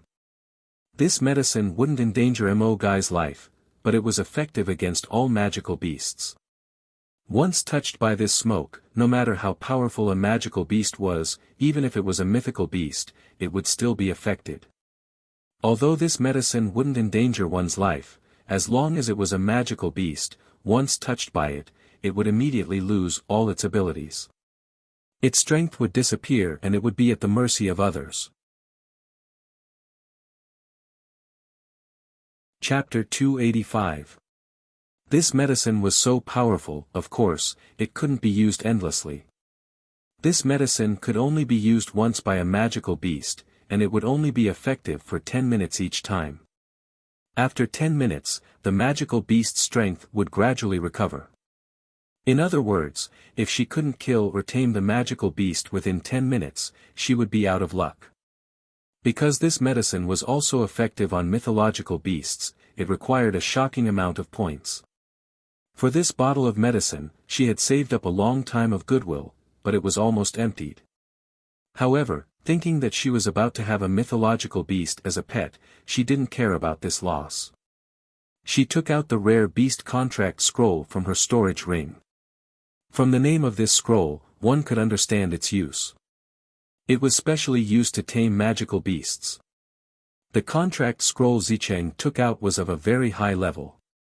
She thought that she would succeed, but she didn't expect that after the scroll turned into a purple light and entered the body of the mythological beast, the seven-colored phoenix, there was no reaction at all. Because of the medicine, the seven-colored phoenix had been beaten back to its original form. Now, all its strength had been lost, and it didn't even have the strength to speak. It was filled with hatred. If it knew that this human was so sinister, it would have killed her long ago. It wouldn't have shown mercy. That hateful human also wanted to contract it. Who was it?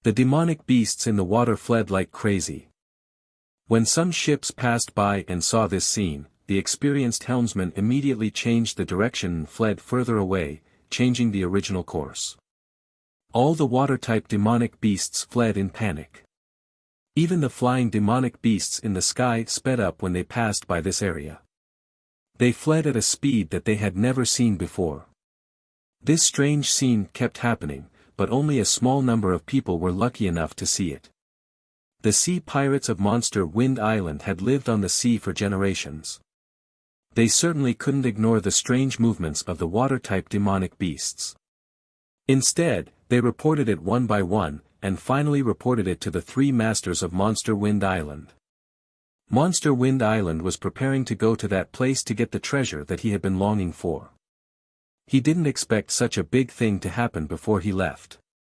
The three leaders gathered together to discuss why such a thing happened, whether there had been such an example in the past, and what kind of impact it would have on Bewitching Wind Island. Feng Wu, who was among the maids, was chatting with the other maids. These maids didn't have endless work to do all day long. They also had time to rest, such as now. Do you think something happened in the sea? Why are those demonic beasts running for their lives? How would we know? It can't be anything good. Who cares? Anyway, even if the sky falls, those men outside will hold it up. It has nothing to do with us. Feng Wu watched as the girls chimed in one after another. She didn't say a word and just stared out the window in a daze. Chapter 286. Through the window, she saw the sea. This was the death aura, and the will of death. Who was seeking death? Not to mention the various changes caused by the explosion of the seven-colored phoenix, which made the people outside uneasy and terrified. Feng Yanran and O'Brien, who were closest to Zicheng and the seven-colored phoenix, were so scared that their hearts almost stopped. Both of them thought that Zicheng was crazy. He would rather die than give up the opportunity to contract the seven-colored phoenix. Crazy. What a lunatic. Crazy. He was really crazy. Was Zicheng really crazy? Of course not, he had just thought of his own escape route, so he was fearless. Just when Feng Yanran and O'Brien thought that they would die here, two unexpected figures appeared. Ming Shi and Ajur crawled all the way, and when they were about to crawl out of the cave, they felt a frightening destructive force. This force was too strong, Ming Shi immediately reacted. This was the powerful force formed by the explosion of a mythological beast. The two of them were stunned. They just came to chase Feng Yanran and the others, how could they expect that a mythological beast would explode here? Although they had not personally experienced the power of a mythological beast's self-destruction, it was not difficult for them to imagine how powerful the destructive power was. Once a mythological beast self-destructed, it would be easy for it to destroy a country.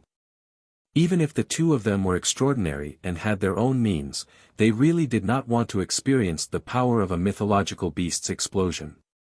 The two of them sped up, and when they finally crawled out of the cave, they did not have time to see how magnificent the palace was. Among the two of them, one of them directly hit Zicheng with a fireball, and the other one picked up the seven-colored phoenix on the ground and used nature's chi to prevent it from exploding. Ah! Zicheng screamed.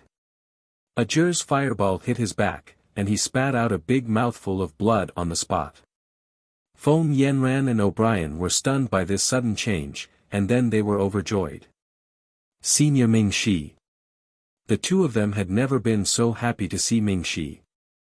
You too, when we get back, I will report the matter of you leaving the team without permission to the vice principal. I hope that this will be the last time you act without permission before returning to school. Ming Shi saw the two of them and smiled faintly, but there was no smile in his eyes. How could the two of them dare to have any objections? They immediately nodded like garlic. Just now, they really thought that they were dead for sure. It wasn't that the two of them didn't want to break Zicheng's contract, it was just that their mana was still sealed. They didn't know why Zicheng's mana wasn't sealed and could still use it, but they couldn't. If they could use their mana, they would have already run away. Why would they stand here and wait for death? Senior Ming-Shi, I'm sorry. This time it's all my fault. I proposed to help Princess Hai Lin, it has nothing to do with Yanran. O'Brien was still protecting Feng Yanran. She didn't want Feng Yanran to be punished by the school because of this matter. No, it's me, it's all my fault. I shouldn't have been so willful. I even contacted O'Brien. Feng Yanran said eagerly. Yanran, it's not your fault. You don't have to admit this crime for me. O'Brien would rather have something happen to herself than let the girl she liked be hurt in the slightest. No, it's my fault. O'Brien, you don't have to protect me. Feng Yanran shook her head desperately, and tears flowed down her face. Ming-Shi and Ajur couldn't be bothered to watch the two of them fight to plead guilty. No matter which one of them pleaded guilty, it was a fact that both of them would be arrested. Both of them would definitely be punished. Even if one of them admitted to the crime, the other would not be spared. The Rainbow Phoenix thought that it was going to die. It didn't plan to live anymore. As a mythological beast, it had its own dignity. It would never allow a human to use such a disgusting method to force a contract with it. Its consciousness was already blurred. It only felt that the power in its body was becoming more and more violent, and that sinister human's blood contract was also pressing down heavily on it. It didn't have the slightest bit of strength now, and could only resist with its willpower. At this moment, it felt a very comfortable power circulating in its body. Then, its strength actually recovered little by little. The Rainbow Phoenix was pleasantly surprised. It opened its eyes, and saw a beautiful face in front of it. This face was too beautiful, and it could feel the noble bloodline of a god on his body. Little thing, are you okay? Ming-Shi put it on the ground and asked with a smile. He knew that mythological beasts were born with spiritual intelligence. This Rainbow Phoenix's spiritual intelligence was definitely not low. Jojo. It called out excitedly, and then slowly flew up. Its pair of beautiful eyes stared at Ming-Shi without blinking. It even forgot about its enemy, Zicheng. Come here. Ming-Shi stretched out his hand. Jiu. After a gentle cry, the Rainbow Phoenix slowly stopped on Ming-Shi's inner arm. You have 7 colors. I'll call you Little 7 from now on. Ming-Shi said softly as he patted the little thing's head. Jojo. The 7-colored phoenix named Little 7 was very happy. She finally met a human who was qualified to be her master. This human was gentle, had a noble bloodline, and was so beautiful. She was the ideal master for the 7-colored phoenix clan. Little 7 waved her wings to form a contract array. This was the highest level of symbiotic contract that magical beasts voluntarily formed. The so-called symbiotic contract was a contract that magical beasts took the initiative to form with humans. Once this contract was formed, the master and pet could share each other's life. For example, if your pet could live for 100,000 years, then you would have the same lifespan as your pet. At the same time, both master and pet could use half of the other's power. For example, Ming-Shi could now use the phoenix's innate ability, and Ming-Shi's bloodline ability could also be used by Little 7. The benefits of the symbiotic contract were not limited to this. If one of the master and pet was injured, the other could use the contract's power to heal the other. Although the injury could not be completely healed, it could at least heal about 50% of it. Feng Yanran and O'Brien could no longer compete to take the main responsibility. They were already stunned by the sudden change. Was this still the 7-colored phoenix that would rather die than submit, the one that refused to be contracted by anyone? This Rainbow Phoenix was just planning to die together with Zicheng. It did not expect that once Senior Ming-Shi came, he did not use any method and the Rainbow Phoenix would only form a contract with Senior Ming-Shi. Moreover, it was the most enviable symbiotic contract among all contracts. Was this because Zicheng's character was bad, or was Senior Ming Shi's character too good? This was a serious question. They had to think about it carefully. Chapter 287. Because Ming Shi and the Rainbow Phoenix had completed the highest level of symbiotic contract, the Rainbow Phoenix's self-destruction stopped. The magical beasts in the sea calmed down. Although they didn't know what had happened, they were safe. Wu! So moved. Now they didn't have to die. The magical beasts collectively wiped their tears. They all had the urge to escape. Feng Wu looked at the sea in confusion. The will to die had disappeared. The destructive power had also disappeared. What happened? Senior Ming Shi. Congratulations on obtaining the divine beast Rainbow Phoenix. Azur's eyes were calm as he congratulated Ming Shi. Oh, Brian and Feng Yanran came back to their senses and immediately went to Ming Shi's side to congratulate him on successfully contracting with the divine beast. But when the two of them spoke, their eyes were filled with envy. Obviously, the impact on their hearts wasn't small. Azur, help them get rid of the demon sealing bracelet. Ming Shi said. Okay. Azur agreed without hesitation. If they wanted to leave this place, it was necessary for them to recover their strength. It was easy to destroy the demon sealing bracelet. As long as they kept pouring magic into it, it would naturally disintegrate when the bracelet couldn't bear it anymore. Because of the way the demon sealing bracelet was unsealing, it was impossible to rely on one's own strength to undo it. It could only be done with the help of others. And the strength of the person who poured magic into it couldn't be too low. If the strength was too low, the person who poured magic into it would collapse before the demon sealing bracelet disintegrated. Although Azur was only a first-year student, his true strength couldn't be calculated like this. No matter what, he was still the successor of the four god seals. To be able to become the host of the four god seals, Azur naturally couldn't be at the same level as an ordinary first-year student. His hands exerted force and an endless amount of magic was poured into the demon sealing bracelet. The demon sealing bracelet's color became redder and redder. Finally, it turned into a pile of scrap iron and fell to the ground. Thank you, Azur. Thank you, Junior Azur. Feng Yanran and Brian felt that their magic power had been restored. They were pleasantly surprised and thanked Azur. Azur indifferently stood behind Ming Shi, making it clear that he didn't want to pay attention to the two of them. The narrow-minded Azur would never forget that it was because of these two that he had to disguise himself as a pirate. He had to suffer for several days in a pirate's lair, unable to eat or sleep well. He had made up his mind to find an opportunity to make these two pay for what they had done. Ah! What about Zicheng? Why is she gone? Feng Yanran inadvertently glanced at the direction where Zicheng had fallen, only to find that Zicheng, who was supposed to be lying on the ground, had disappeared. Feng Yanran was taken aback and could not help but exclaim. Although she was a little angry that Zicheng did not care about her and Brian's life and death and insisted on forming a contract with the Rainbow Phoenix, and that she had recovered her magic power, but had never thought of saving her and Brian. This made Feng Yanran feel uncomfortable. However, although she was uncomfortable, Feng Yanran had never thought of letting Zicheng have an accident. What's going on? Is there some unknown danger here? Brian was secretly alert.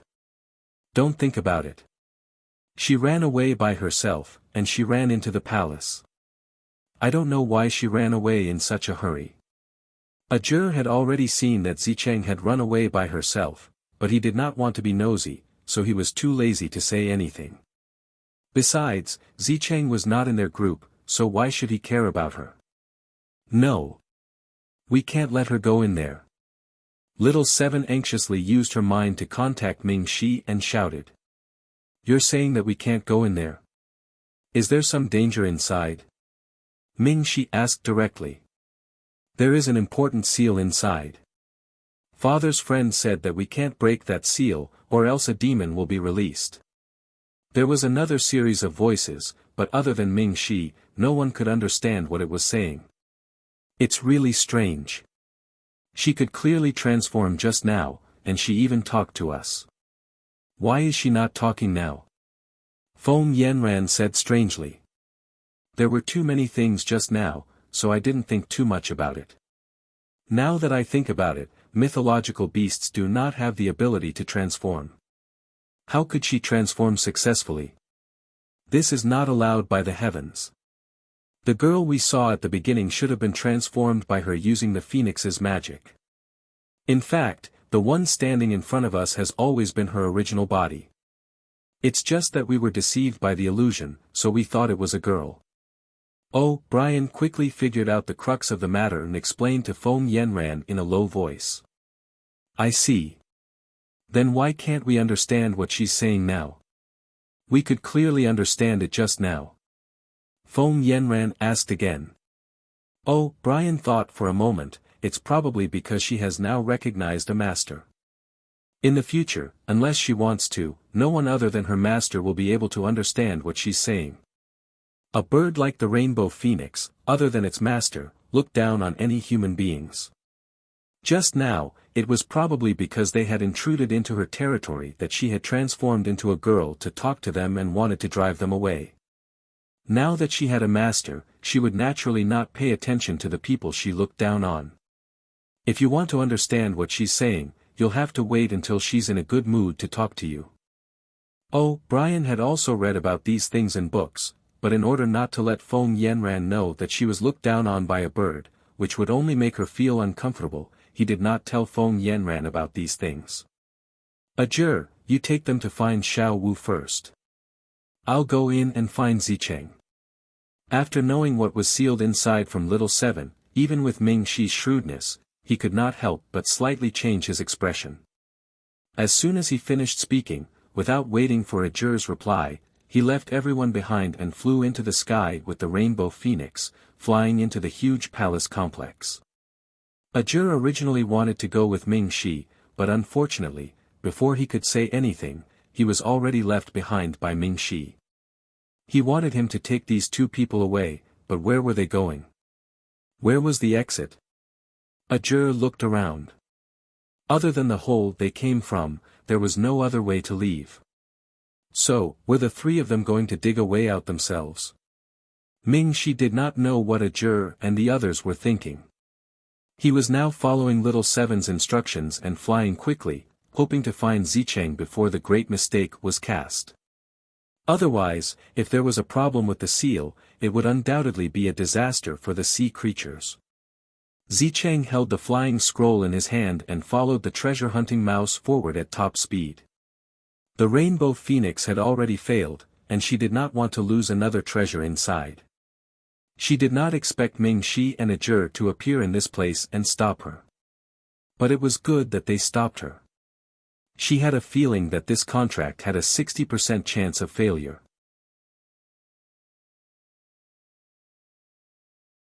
Chapter 288. If the blood contract failed, the rainbow phoenix would explode and die. Within a few hundred meters or even a few thousand meters around Evil Wind Island, all the islands and creatures would be destroyed. She was too impulsive just now. She knew that the things in this palace were very useful to her. The rainbow phoenix was obviously the divine beast in charge of guarding this place. If she couldn't contract or kill the rainbow phoenix, it would be impossible for her to get the things inside. Zicheng regretted that she didn't kill the seven-colored phoenix when it lost its ability to fight. Instead, she wanted to form a contract with it. If she knew that the beast was so stubborn, she wouldn't have wasted time to form a contract with it. Now that Ming Shi and Ajur were here, the seven-colored phoenix clearly had nothing to do with her anymore. She couldn't let the treasures in this palace slip away. She had to get the treasures before anyone else entered this place. Thinking of this, she flew even faster. At the same time, she urged the treasure-hunting mouse to run faster. In Zicheng's mind, Feng Yanran and Brian weren't qualified to compete with her. The only two people she was afraid of were Ming Shi and Ajur. Ming Shi's origin was a mystery. There were rumors that she was a member of the royal family of the four big empires. She was very likely a descendant of the divine blood.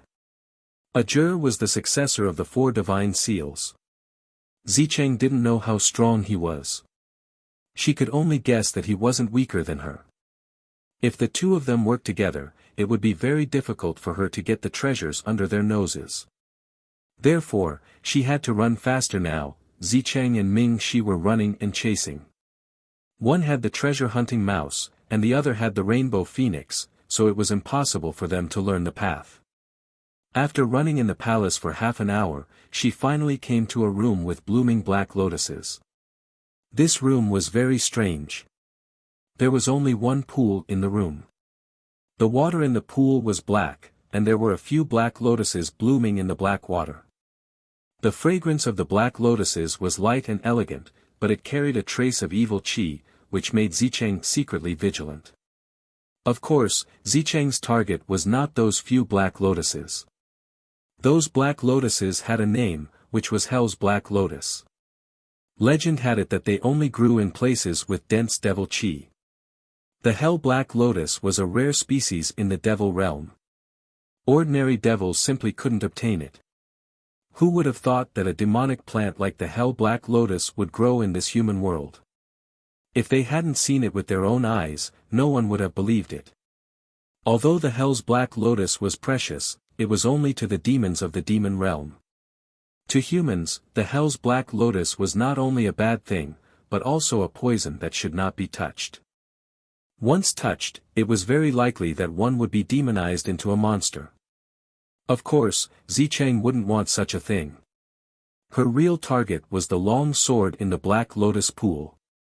On the hilt of the sword, Long Fei and Funwu used the ancient language to carve the two words, demon suppression. It was enough to show that this sword was at least an item from ancient times. The body of the sword was completely black, but there wasn't the slightest trace of devil qi surrounding the sword. It could be seen that this sword had not been demonized. Demon Suppression Sword. Zicheng softly read out the name of the sword. System, if I pull out this sword, will it affect me in any way? Zicheng was not a fool. The two words, Demon Suppression, on the sword were so big. It could be seen that this sword was left here to seal. She was worried that if she rashly took away this sealed sword, it would affect her. She didn't want to release a big guy that she couldn't deal with. Host, this sword is called Demon Suppression. It is a holy weapon. The system sensed that the demon being suppressed under this sword is not a small matter. If the host pulls out this sword, the entire ocean world and the nearby island countries will be affected. It is very likely that rivers of blood will flow, and there will be endless slaughter. Because the host has the support of the system space, even if the host pulls out the demon suppression sword, it will not affect the host. The system's voice carried a trace of mechanical tone. That means there won't be any harm to her, right? Zicheng faintly smiled. She didn't care about the consequences of pulling out the demon suppression sword. As long as it didn't affect her, there was no problem. For Zicheng, as long as it didn't affect her, she didn't care about rivers of blood. At worst, when her strength reached a certain level, she would kill this demon to avenge those innocent people who died tragically. After making up her mind, Zicheng quickly calmed down. What she needed to do now was to quickly pull out the sword. She didn't have much time. If Ming Shi and Ajur arrived, they definitely wouldn't give her the chance to pull out the sword. She strode to the edge of the lotus pond and used the flight scroll to make a light leap. Her entire body gently landed on the water surface. With the protection of the flight scroll, she was not worried that she would fall into the black lotus pond.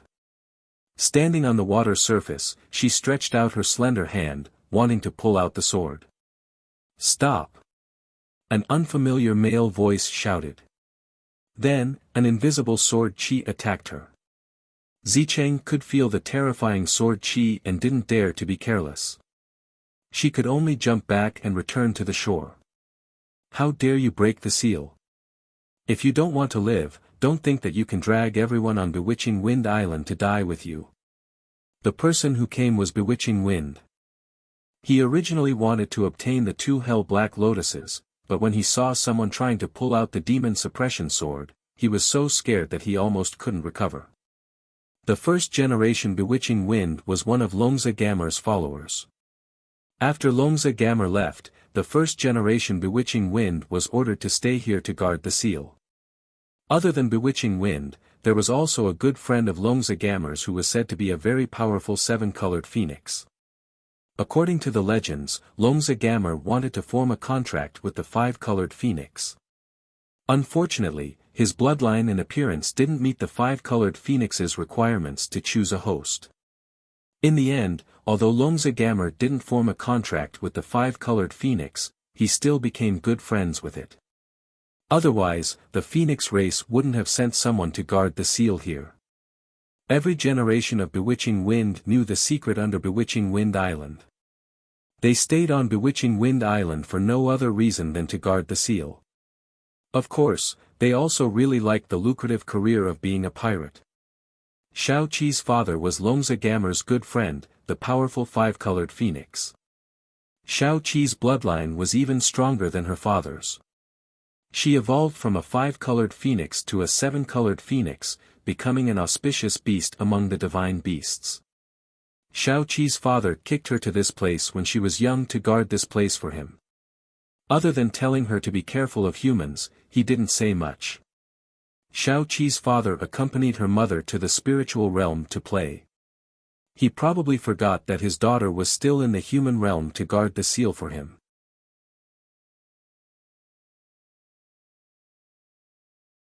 Chapter 289. Yao Feng knew that apart from the previous generations of Yao Fengs, there was an elite from the Phoenix clan guarding this place. However, he had never seen the elite from the Phoenix clan. He didn't even know that Xiao Qi's father had been replaced by Xiao Qi. Some time ago, he found a piece of ore from outer space in the deep sea. He collected thousands of precious materials and planned to use the ore as a base to forge a holy weapon. It was easy to forge a holy weapon. However, with the help of the ore and the blacksmith master that the 3 brothers had hired, it was not impossible. Unfortunately, the blacksmith master wanted to use the Hell's Black Lotus as a reward. Yao Feng knew that the blacksmith master didn't want to help him. That was why he came up with this plan to make Yao Feng back off. Others might not be able to fulfill such a request. However, it was not impossible for Yao Feng. The previous generation of Yao Feng had been to this place before. He had seen the Hell's Black Lotus. In order to get the blacksmith master to help him, Yao Feng naturally wanted to break the seal. Although he wanted to get the Hell's Black Lotus, he had never thought of breaking the seal. He knew how powerful the thing under the seal was. He wouldn't be able to break the seal unless he had a death wish. However, Yao Feng did not expect that when he finally managed to control the essence of water and was able to pluck the Hell's Black Lotus without fear of the devil Qi, he discovered that an outsider had broken into this sealed land. Furthermore, this woman was planning to destroy the seal. Yao Feng was shocked and furious. How could he let Zicheng, the culprit who almost caused the destruction of Yao Feng Island, off? If I'm not wrong, you're the owner of Yao Feng Island. Yao Feng. Zicheng had never seen Yao Feng before, but she quickly guessed his identity. It was all thanks to Yao Feng's weapon that she was able to guess his identity so quickly. Everyone knew that Yao Feng's weapon of choice was a saber. Even though he was a sword master, he used a saber. Furthermore, it was a demon saber forged from demon bones. There were demonic beasts and demon beasts in this world. Most demon beasts were bloodthirsty and cruel. They were born to fight. They lived in the demon world and rarely came to the human world. The demon blade in Yao Feng's hand was made by the first generation Yao Feng using the bones of a demon beast that had entered the saint stage. It was considered a very powerful weapon. Good eyesight. That's right. I am Yao Feng. I don't care who you are. Since you dared to break the seal here, you will die. Yao Feng looked at Zicheng and said overbearingly. Yao Feng wanted to kill Zicheng long ago. Although he also liked beautiful women, and Zicheng was a rare beauty, so what? As long as she dared to break the seal, even if she was as beautiful as a goddess, she would still die here. Zicheng took out his staff of life and used his 5 elemental attacks, intending to gain the initiative by striking first. Yao Feng was a master of the Big Sword sect. How could he be afraid of a junior like her? He unleashed a torrent of sword chi towards Zicheng. He used only his sword chi to break through all of Zicheng's attacks. As a master of the Big Sword sect, it was impossible for him not to have his own sword intent.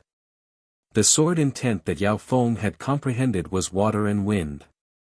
His sword techniques were like a torrential flood and as fast as the wind. To deal with a nobody like Zicheng who wasn't even a great magician, Yao Feng didn't even need to use his sword intent. Just his sword chi was enough to make Zicheng break out in cold sweat. Although Zicheng had the Staff of Life, in the face of absolute power, even a god artifact wouldn't be useful. It was like giving a child a super god artifact. How could you expect that child to immediately kill a god? Similarly, Zicheng was only an intermediate magician. Although a semi-god artifact was useful, she couldn't use it with her current strength. When she fought with Shao Qi, she didn't end up in such a sorry state because Shao Qi didn't want to kill her. Shao Qi only wanted to chase her away. Otherwise, with Shao Qi's strength, he could have burned her to ashes with his life flame. Yao Feng's strength was more than 1 realm higher than Zicheng's. If she wanted to defeat Yao Feng, she would have to use the system to exchange for an item that could instantly decide the outcome of the battle. Otherwise, it was almost impossible. However, an item that could defeat someone who was a few realms higher than her could only be exchanged with a few points. She had already used up most of her points to deal with the 7-colored phoenix. Now, it was impossible for her to use her points to buy an item that could decide the outcome of the battle. Zicheng carefully dodged a sword shadow. Although she dodged quickly, she still couldn't outrun Yao Feng's sword.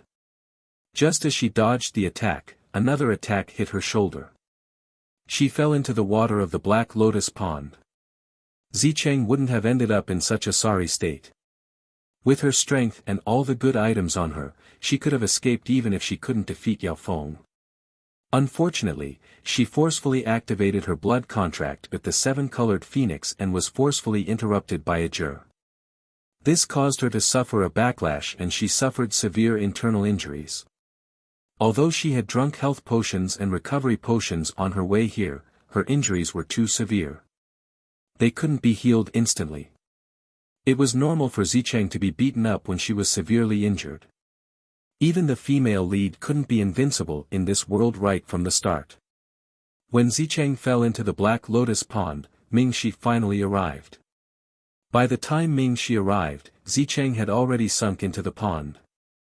There was no movement in the pond at all.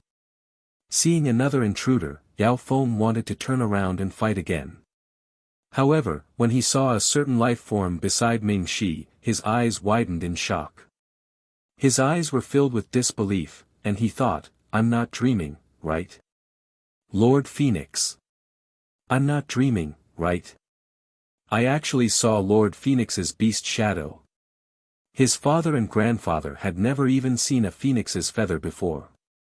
He was better than his father and grandfather in this aspect.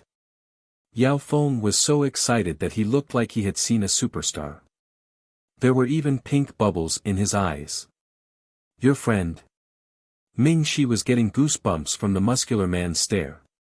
He turned around and asked his new favorite pet, is he your friend? I don't know this guy. However, I think I know who he is. Little Seven tilted his head and thought for a moment. Then, he transmitted his voice to Mingxi. Are you this generation's Yao Feng? Little Seven's voice entered Yao Feng's ears. It wasn't a squabble. It was using the common language of the continent. As expected, you could only understand what the 7-colored phoenix was saying when it wanted you to. Yes, that's me. I didn't expect to see Lord Phoenix's true face. If my father and grandfather knew about this, they would be so jealous of me. Yao Feng wiped his tears excitedly. If the man who was wiping his tears didn't admit that he was Evil Wind, the leader of the Red Skull, Mingxi wouldn't have been able to connect a pirate who had killed countless people with this guy who was wiping his tears in admiration of his pet.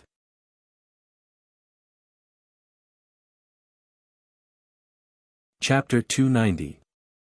There was a reason why Yao Feng was so excited to see Little Seven. When Yao Feng was very young, his father would tell him the story of how the first Yao Feng traveled the world with Longza Gamer as a bedtime story. In the story, there were a few people who appeared frequently, and one of them was the Five-Colored Phoenix. The Five-Colored Phoenix helped a friend fight against the demon race, and after the battle, she promised to help guard Bewitching Wind Island. Little Yao Feng liked the story very much when he was young. What he admired the most was people who were willing to sacrifice themselves for the sake of their brothers. How could he not be excited when he finally saw the legendary Lord Phoenix? However, this fellow would never have thought that the Lord Phoenix in his imagination, who would risk her life to protect her friends and the human world, had already brought her wife out to play. Poor Little Seven, on the other hand, had been thrown here by his unscrupulous father to guard this sealed land on his behalf. Little Seven understood that this guy was treating him as his father. However, Little Seven was too lazy to explain. Yao Feng, let me ask you. Did you see an annoying woman come here just now? Little Seven was still holding a grudge against Zicheng for forcing him to contract with him. His dignity as a mythical beast could not be trampled on by a mere human. If he did not make that despicable human pay the price, he would write his name backwards. An annoying woman? Yao Feng was stunned at first. However, he soon understood who Lord Phoenix was talking about. Yes, a woman came here. Furthermore, that woman wanted to pull out the demon-suppressing sword that Lord Longza Gamer personally placed here and released the sealed demon general. That woman must be a spy that infiltrated the human world, Yao Feng said solemnly. If she wasn't a spy, why would she pull out the demon-suppressing sword? Although the sword was very precious, the entire world on the sea might turn into hell after pulling it out. In this world, there was no other Lord Longza Gamer to seal this demon again. And after the seal was removed, the first ones to fall into hell would definitely be all the living beings on Bewitching Wind Island. That woman wielded the demon-suppressing sword and would definitely be the first target to be attacked. Her attitude of pulling out the sword was so firm that she was certain that nothing would happen to her. To be so sure, unless she was on the same side as the people of the Devil Realm, why would a dignified ancient devil general let a human go? One had to know that that person had been sealed by the humans back then. After breaking the seal, it was already merciful for that person not to kill all of the humans in revenge. Zicheng, don't accuse me like that. Your whole family is traitors of the Devil Realm. Where is that woman? I want to teach her a lesson myself. Little Seven was too lazy to care about what Yao Feng said. What it wanted to do now was to drag that bad woman out and beat her up. Yao Feng pointed at the Black Lotus Pond and said, he was too heavy-handed just now. I knocked him down.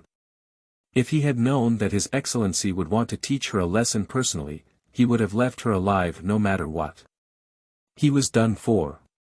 He had killed the person that Lord Phoenix wanted to deal with.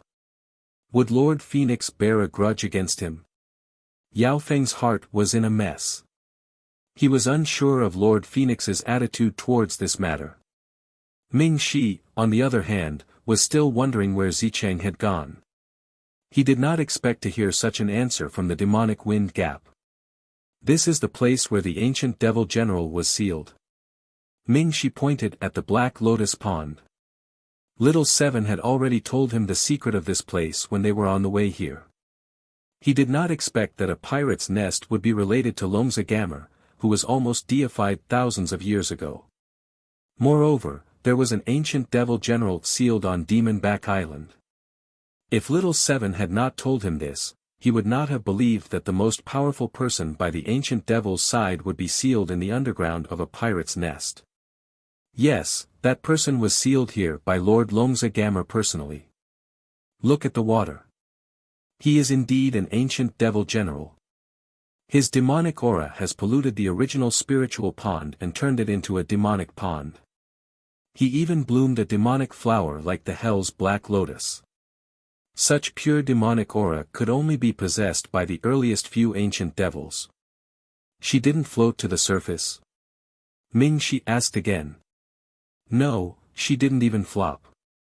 She just sank to the bottom, the demonic wind said, seeing that Ming-Shi and his Lord Phoenix had come in together. Ming-Shi squinted his eyes and pondered for a moment. He did not believe that Zicheng would die so easily. Although he did not spend much time with Zicheng, he could tell that Zicheng was not an ordinary person. There would always be something special about her. For example, the poison that she used to deal with Little Seven was very special.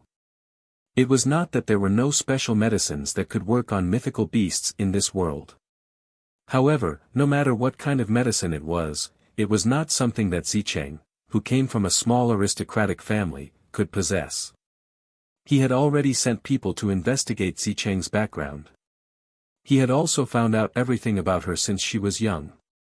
What made him feel the strangest was that Zicheng seemed to have a special charm that made people like to get close to her. They were even willing to ignore the interests of their families for her. For the aristocratic children who had been taught that the interests of their families were more important than anything, it was a huge problem for them to ignore their families for a woman.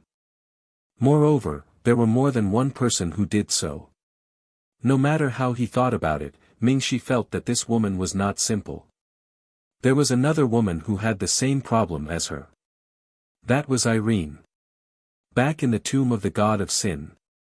The fact that Irene was able to emerge as the final victor in the tomb of the god of sin while being surrounded by so many experts, and the way she escaped from the hands of so many experts, made Ming-Shi have no choice but to focus on Irene. In the past decade, more and more people from the demon realm, cultivation realm, and blood clan had infiltrated the human world. The Four Empires and Notre Dame du Starlight had sent a large number of people to investigate openly and secretly every year. Ming-Shi had already noticed some problems with Zicheng and Irene, but the two of them had never known about it. Although the results of the investigation later showed that these two people did not show any signs of being possessed, the abnormalities of these two people still made Ming-Shi unable to relax his surveillance of these two people. He was even more afraid of Zicheng's ability to disturb people's minds. Ming-Shi could not believe that Zicheng would die so easily in the hands of Yao Feng because of all the different things about her. As long as there was no corpse, Ming-Shi could not believe that Zicheng would die so easily. Reality proved that Ming-Shi's intuition was right. Zicheng was indeed not dead. The moment she fell, she had already moved the demon-repelling orb out of the space.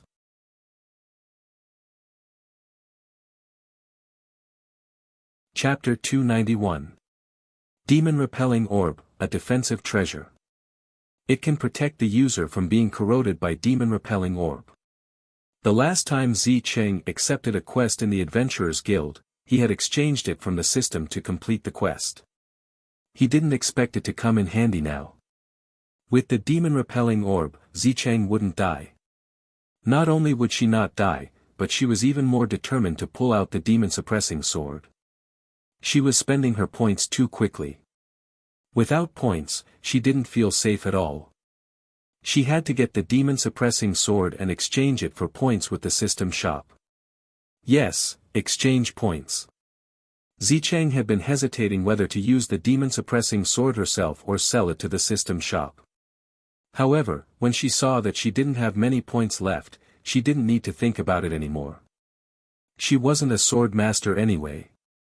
She had no use for a sword. She might as well sell it to the system shop for something she wanted. She was quite confident in the system shop's products. After deciding who the demon-suppressing sword would belong to, she grabbed the sword and pulled it out from the water. This sword was a sealed item. Once it was pulled out, the consequences would be unimaginable. However, Zicheng did not care so much. In this world, natural selection was the survival of the fittest. Which expert did not step on countless blood and bones to climb up? What she did was not wrong. In the future, when she was strong enough, she would definitely avenge the dead. From the moment she pulled out the sword, the entire bewitching Wind Island began to shake. A surge of demon-repelling aura erupted from the Blackwater Lotus Pond. The sword hadn't been fully pulled out, but there was already so much demon-repelling aura. As expected of an ancient demon-repelling general. Even Longza Gamer had to spend a lot of effort to seal it. That woman didn't die. Seeing the Blackwater Lotus Pond, Bewitching Wind immediately understood what was going on. Zicheng. Ming Shi's eyes darkened. This woman, suddenly, a sort of light appeared in Ming Shi's hand. It shone with a faint light, and one could tell at a glance that it was extraordinary. This was the weapon that Ming Shi usually used, a legendary demon sword. Although it was only at the legendary level, its power was not inferior to a divine weapon. Otherwise, it wouldn't have qualified to be the sword of the Silvermoon Ancient Kingdom's prince. Ming Shi's sword-wielding hand moved slightly, and a powerful force shot out from the sword towards a certain spot in the Black Lotus Pond, knocking a purple figure out of the water. Ah! Zicheng screamed and fell from the water to the ground.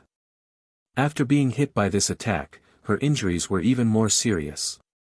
Her face was as pale as a ghost, and she spat out a few mouthfuls of blood. Ming Shi Sr. Zicheng did not expect Ming Shi to be the one who had injured her. In her eyes, Ming Shi had always been a very friendly person. No matter who it was, he was always polite and gentle. Even if he did not like people, he would not speak ill of them. He always had a faint smile on his face. But now, this gentle senior was looking at her coldly, as if he was looking at a dead person. Ming Shi ignored her. Although the person who had drawn the sword had been sent flying, the sword was already halfway out, and the seal was still damaged. Although it was not completely broken, the seal had loosened quite a bit. Not only did the demon chi not decrease, but it also increased. The entire Bewitching Wind Island was surrounded by the demon chi. The water essence that Bewitching Wind had prepared to harvest the Hell Black Lotus came in handy. The water essence formed a transparent protective layer that protected Bewitching Wind. It prevented him from being harmed and corroded by the demon chi. Ming Shi's bloodline was strong to begin with, so he wasn't afraid of the devil chi that soared into the sky. Little Seven didn't have any reaction either. She was an auspicious beast and represented the auspiciousness of heaven and earth. There was nothing in this world that could corrupt her. Zicheng had a treasure like the demon-repelling orb, so of course, she was fine. The four of them were fine, but the others were in trouble. The demon chi spread everywhere, and the first to suffer was the underground palace. Now, the entire underground palace was surrounded by the demon chi. Ajur and the other two were waiting outside the palace for Ming Shi's return because they could not think of a way to leave. Now, they were in great danger. In order to prevent them from being invaded by the demonic aura, Ajur had no choice but to release the seal of the four god seals and summon the azure flames of the scepter of summer. After releasing the seal of summer, his power increased by a tiny bit. Furthermore, the power of summer represented destruction and purification. The blue flame's power prevented the demon chi from getting close to the three of them. Ming Shi wanted to use the Hellfire Red Lotus to purify all the demon chi. But although the Hellfire Red Lotus was strong, it had a small weakness. It attacked indiscriminately. Anything that was surrounded by the demon chi would become the target of the Hellfire Red Lotus. There were so many people on Bewitching Wind Island. Although most of them were pirates, there were also fishermen and maidservants who were forced to become slaves. If he released the hellfire, there would not be a single person left alive on the island. In desperation, Ajur could use the blue flame's power to protect the three of them from the demon chi, but he could not think of a better way to solve the problem. His power mainly focused on destruction. He wanted to use destruction to purify. If only Xiao Wu was here. Xiao Wu's power seemed to focus on purification. If Xiao Wu was here, it should work. What was Feng Wu doing when Ajur was thinking about her? She was frowning as she watched the chaos. The demon qi rolled and covered the sky. Xiaochun could not stay in Feng Wu's dantian any longer. It wanted to eat all the food. It was only because its master did not give the order that it did not act recklessly. Screams sounded on the island. The demon qi was very harmful to humans. If they were corroded by the demon qi too much, they would become a monster that was neither human nor demon. They would lose all reason and only have the will to kill. The demon beasts around bewitching Wind Island quickly ran away. Even the water demon beast that brought Feng Wu and the others here had no choice but to run under the strong demon qi.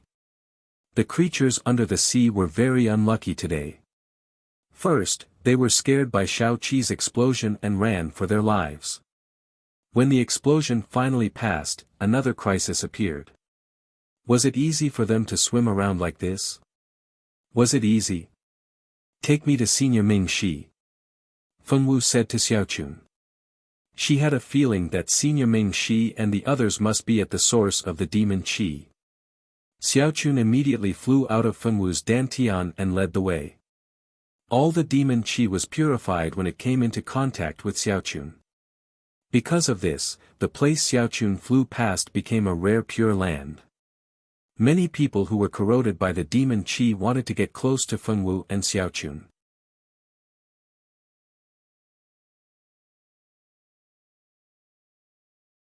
Chapter 292. Unfortunately, the demonic qi was not easy to deal with.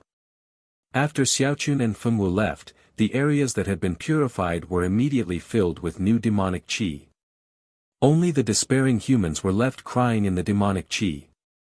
Of course, there was more to the underground palace than the one that Zicheng had asked the treasure-hunting mouse to dig.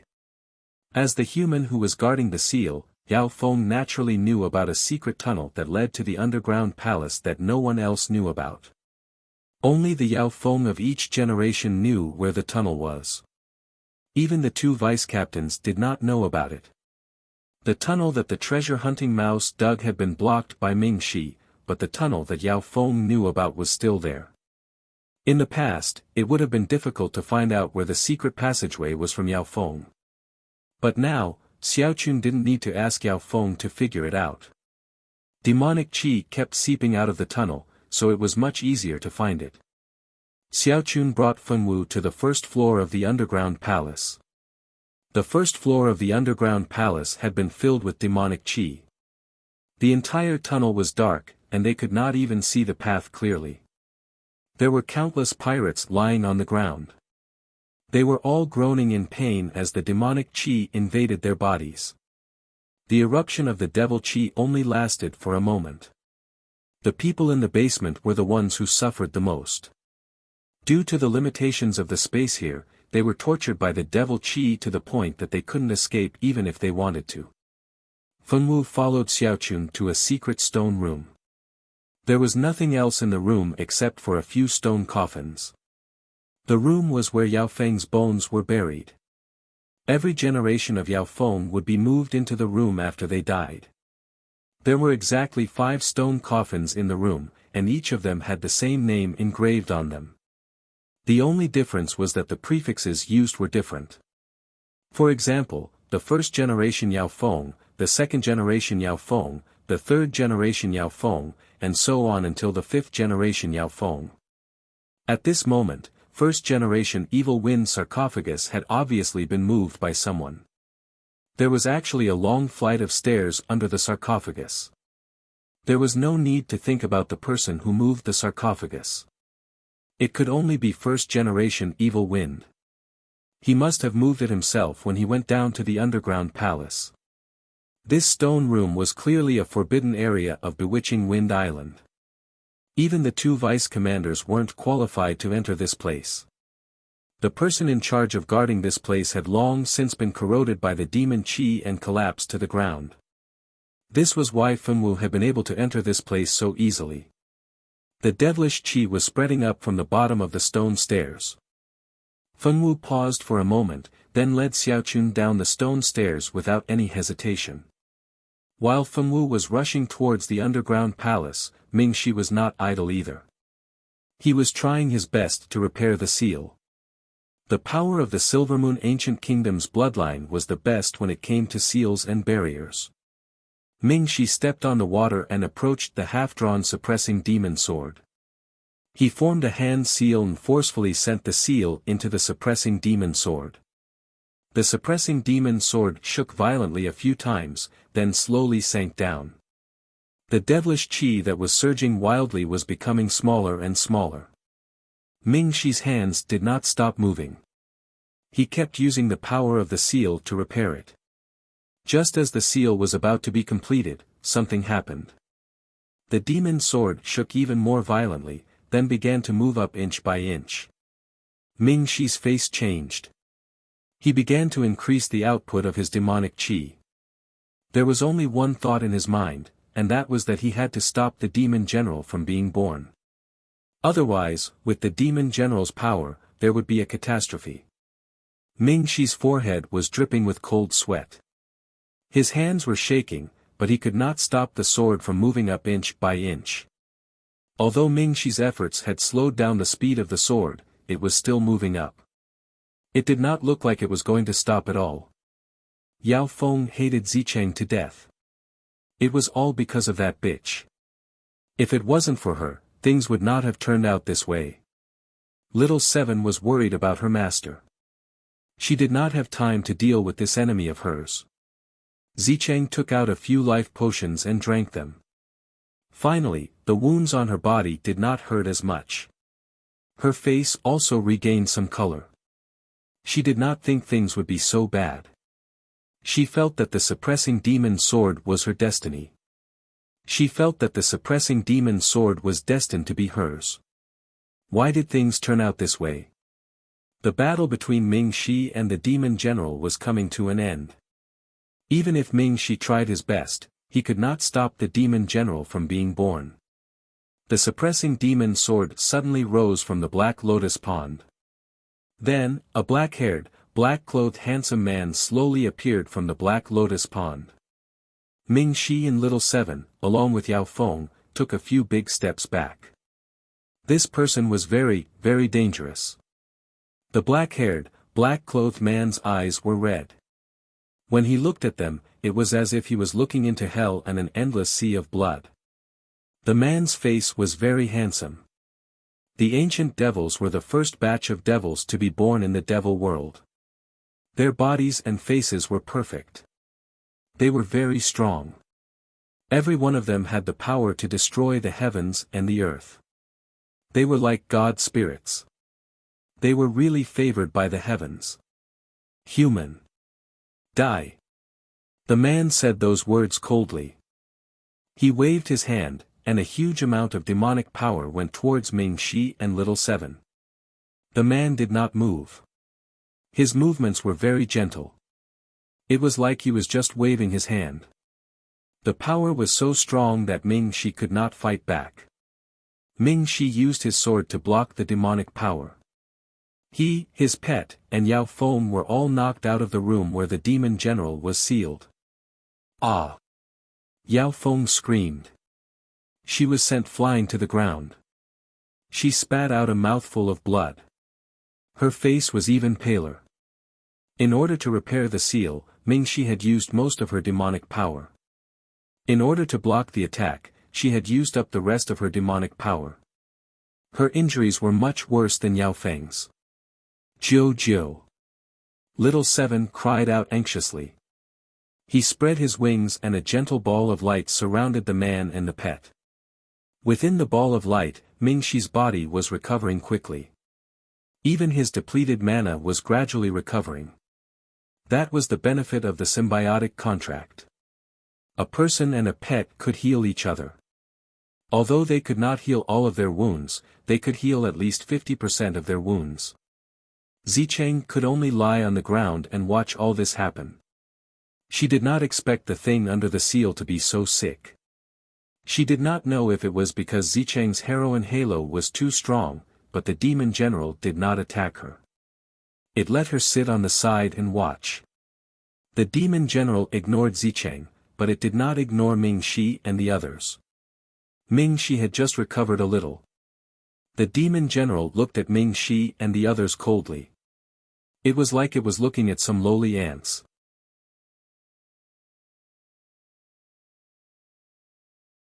Chapter 293. He extended a hand that was so perfect that it looked as if it had been carved from white jade and flicked it toward Ming-Shi and the others.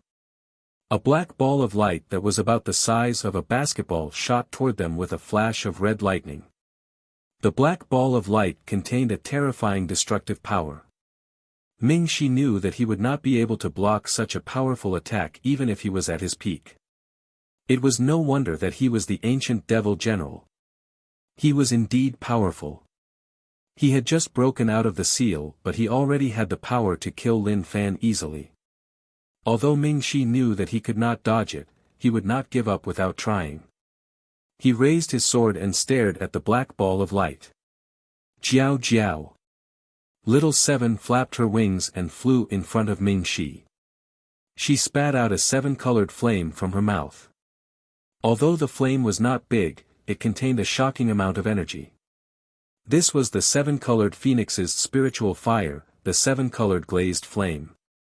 The seven-colored glazed flame was the spiritual fire that only seven-colored phoenixes possessed. It was extremely powerful. Little Seven was still a child to the phoenixes. The appearance of a young girl in the beginning was just a disguise for the sake of face. With her age, although the power of her flames was not strong enough to fight against the ancient demon generals, it was not weak to the point that she did not have any fighting power. In order to protect her master, Little Seven used her strongest attack, which was her spiritual fire. The seven-colored glazed flame and the black ball of light met in the air. The two types of energy collided and a huge explosion shook the entire underground palace. The ground of the underground palace began to shake as if an earthquake had occurred. Ming-Shi tried to protect Little Seven and the others with the power of the sword in his hand. Unfortunately, he did not succeed. He had used up too much energy. If he was in the outside world, he could use the power of the moon to heal himself and recover his mana quickly. Unfortunately, he was underground and could not feel the power of the moon. He could not recover on his own. The two of them and the pet were sent flying again. This time, they were less injured than before. As the black ball of light did not hit them directly, although Ming-Shi and the others were still affected by the explosion, they were not fatally injured. Cough, cough. Yao Feng spat out a few mouthfuls of blood. He felt as if his internal organs were about to shift. He did not think that he would be left behind. It was all thanks to Lord Phoenix blocking the attack. Otherwise, Lord Phoenix and the others might still have a chance to survive, but he, Yao Feng, might have died here. Ming-Shi supported himself with his sword and stood up. His face was full of vigilance as he stared at the black-clothed man's next move. What's going on? Where did the two of them come from? Ajur had already guessed that something must have happened in the palace when he saw the demonic qi leaking out. Although he believed in Ming-Shi's strength, Ming-Shi had Shao-Qi's protection. No matter how he thought about it, it was impossible for him to not be Zicheng's opponent. Although he knew very well that Ming-Shi was not in any danger, he still felt uneasy. Especially as the devil qi became more and more serious, the uneasiness in his heart became even more obvious. In the end, Ajur still could not let go of the uneasiness in his heart. He ignored Feng Yanran and O'Brien's persuasion and insisted on entering the palace to check out the situation. Feng Yanran also felt a chill down her spine. She felt that there was great danger in the palace. No matter what, she did not want to go in. Feng Yanran did not want to go in. She also did not want to see Ajur go in. Among the three of them, the only one who could stop the demonic qi was Ajur. If Ajur left, she did not know what she and O'Brien would do. Fortunately, Ajur did not want to leave them alone. He took out 2 red lotuses. The lotuses were very small. They were only the size of a baby's palm. There was a trace of fire in the center of the flowers. This trace of fire was a trace of power left on it by the summer scepter, Song Yen. With the protection of this trace of power, Feng Yanran and Ajur's safety was guaranteed. They did not continue to persuade Ajur to stay. After getting rid of the two burdens, Ajur rushed into the palace without stopping. A huge explosion gave him a fright. He didn't dare to stop for even half a step and increased his speed. Finally, he caught up. At this moment, Ajur was standing in front of Ming Shi. He looked at Yao Feng and then at the demon general, who was obviously not to be trifled with. His eyes were filled with doubt and caution. Now is not the time to talk about this. Stop him. Don't let him leave here. I need some time to recover. Help me stall him. Seeing the helper come in, Ming Shi did not even have the time to ask him why he was still in the underground palace. With Ajur's help, Ming Shi could finally recover a little. Although he did not know what had happened, Ming Shi was right. Now was not the time to ask about this. The black-haired man was surrounded by demonic qi. It was obvious that he was not simple. He was surrounded by murderous qi. It was obvious that he was a demon who killed people like flies. Okay. Ajur agreed without hesitation. The energy of the four god seals. The demon general's red eyes flashed with something, but it was immediately replaced by murderous qi. Who are you? Ajur did not dare to be careless. He looked at the man cautiously. Heir of the four god seals, die. Ajur's appearance did not determine whether he could beat the demon general. At least he did a good job of pulling the demon general and bought Ming Shi precious time to recover. While Ajur was dealing with the demon general, Ming Shi quickly took out a health potion from his space ring to recover his injuries and mana. Ajur's identity as the heir of the four god seals had been exposed. It seemed to have attracted the demon general's attention. The demon general did not hold back. The demonic qi around him turned into two dragons and attacked Ajur. The dragons were formed by demonic qi. They were completely black. Only their eyes were red. They looked exactly the same as the demon general. Ajur used the Imperial Sky technique to dodge the attack of one of the dragons. Shao Qi turned into a 10-meter-long phoenix and fought with a black dragon. Neither side was giving way. The roar of the dragon and the cry of the phoenix filled the entire space. Although the black dragon was formed by demonic qi, it had murderous intent. It was not easy to deal with it. Shao Qi used all her strength to fight the black dragon to a standstill. On the other hand, Ajur was relying on the summer scepter's ash flame. Otherwise, with just Ajur's strength, he would have been torn to shreds by the dragons. The two dragons fought fiercely with Ajur and Shao Qi. The demon general just stood at the side and watched. The murderous intent in his eyes did not lessen. He did not have any intention to step forward. It gave people the feeling that he was playing with a few stupid mice. Ming Shi drank the potion and ate a spirit fruit that Fenwu gave him. His injuries were mostly healed. His mana was also fully recovered. You're tuning in to the Han Li's Wuxia Adventures YouTube channel. We're so grateful for your support, and don't forget to subscribe to join us on this incredible journey through captivating stories. Your generosity through donations truly makes a world of difference, as it's the primary source of revenue that allows me to expand and enhance this channel for you. Thank you from the bottom of my heart for being a part of this adventure.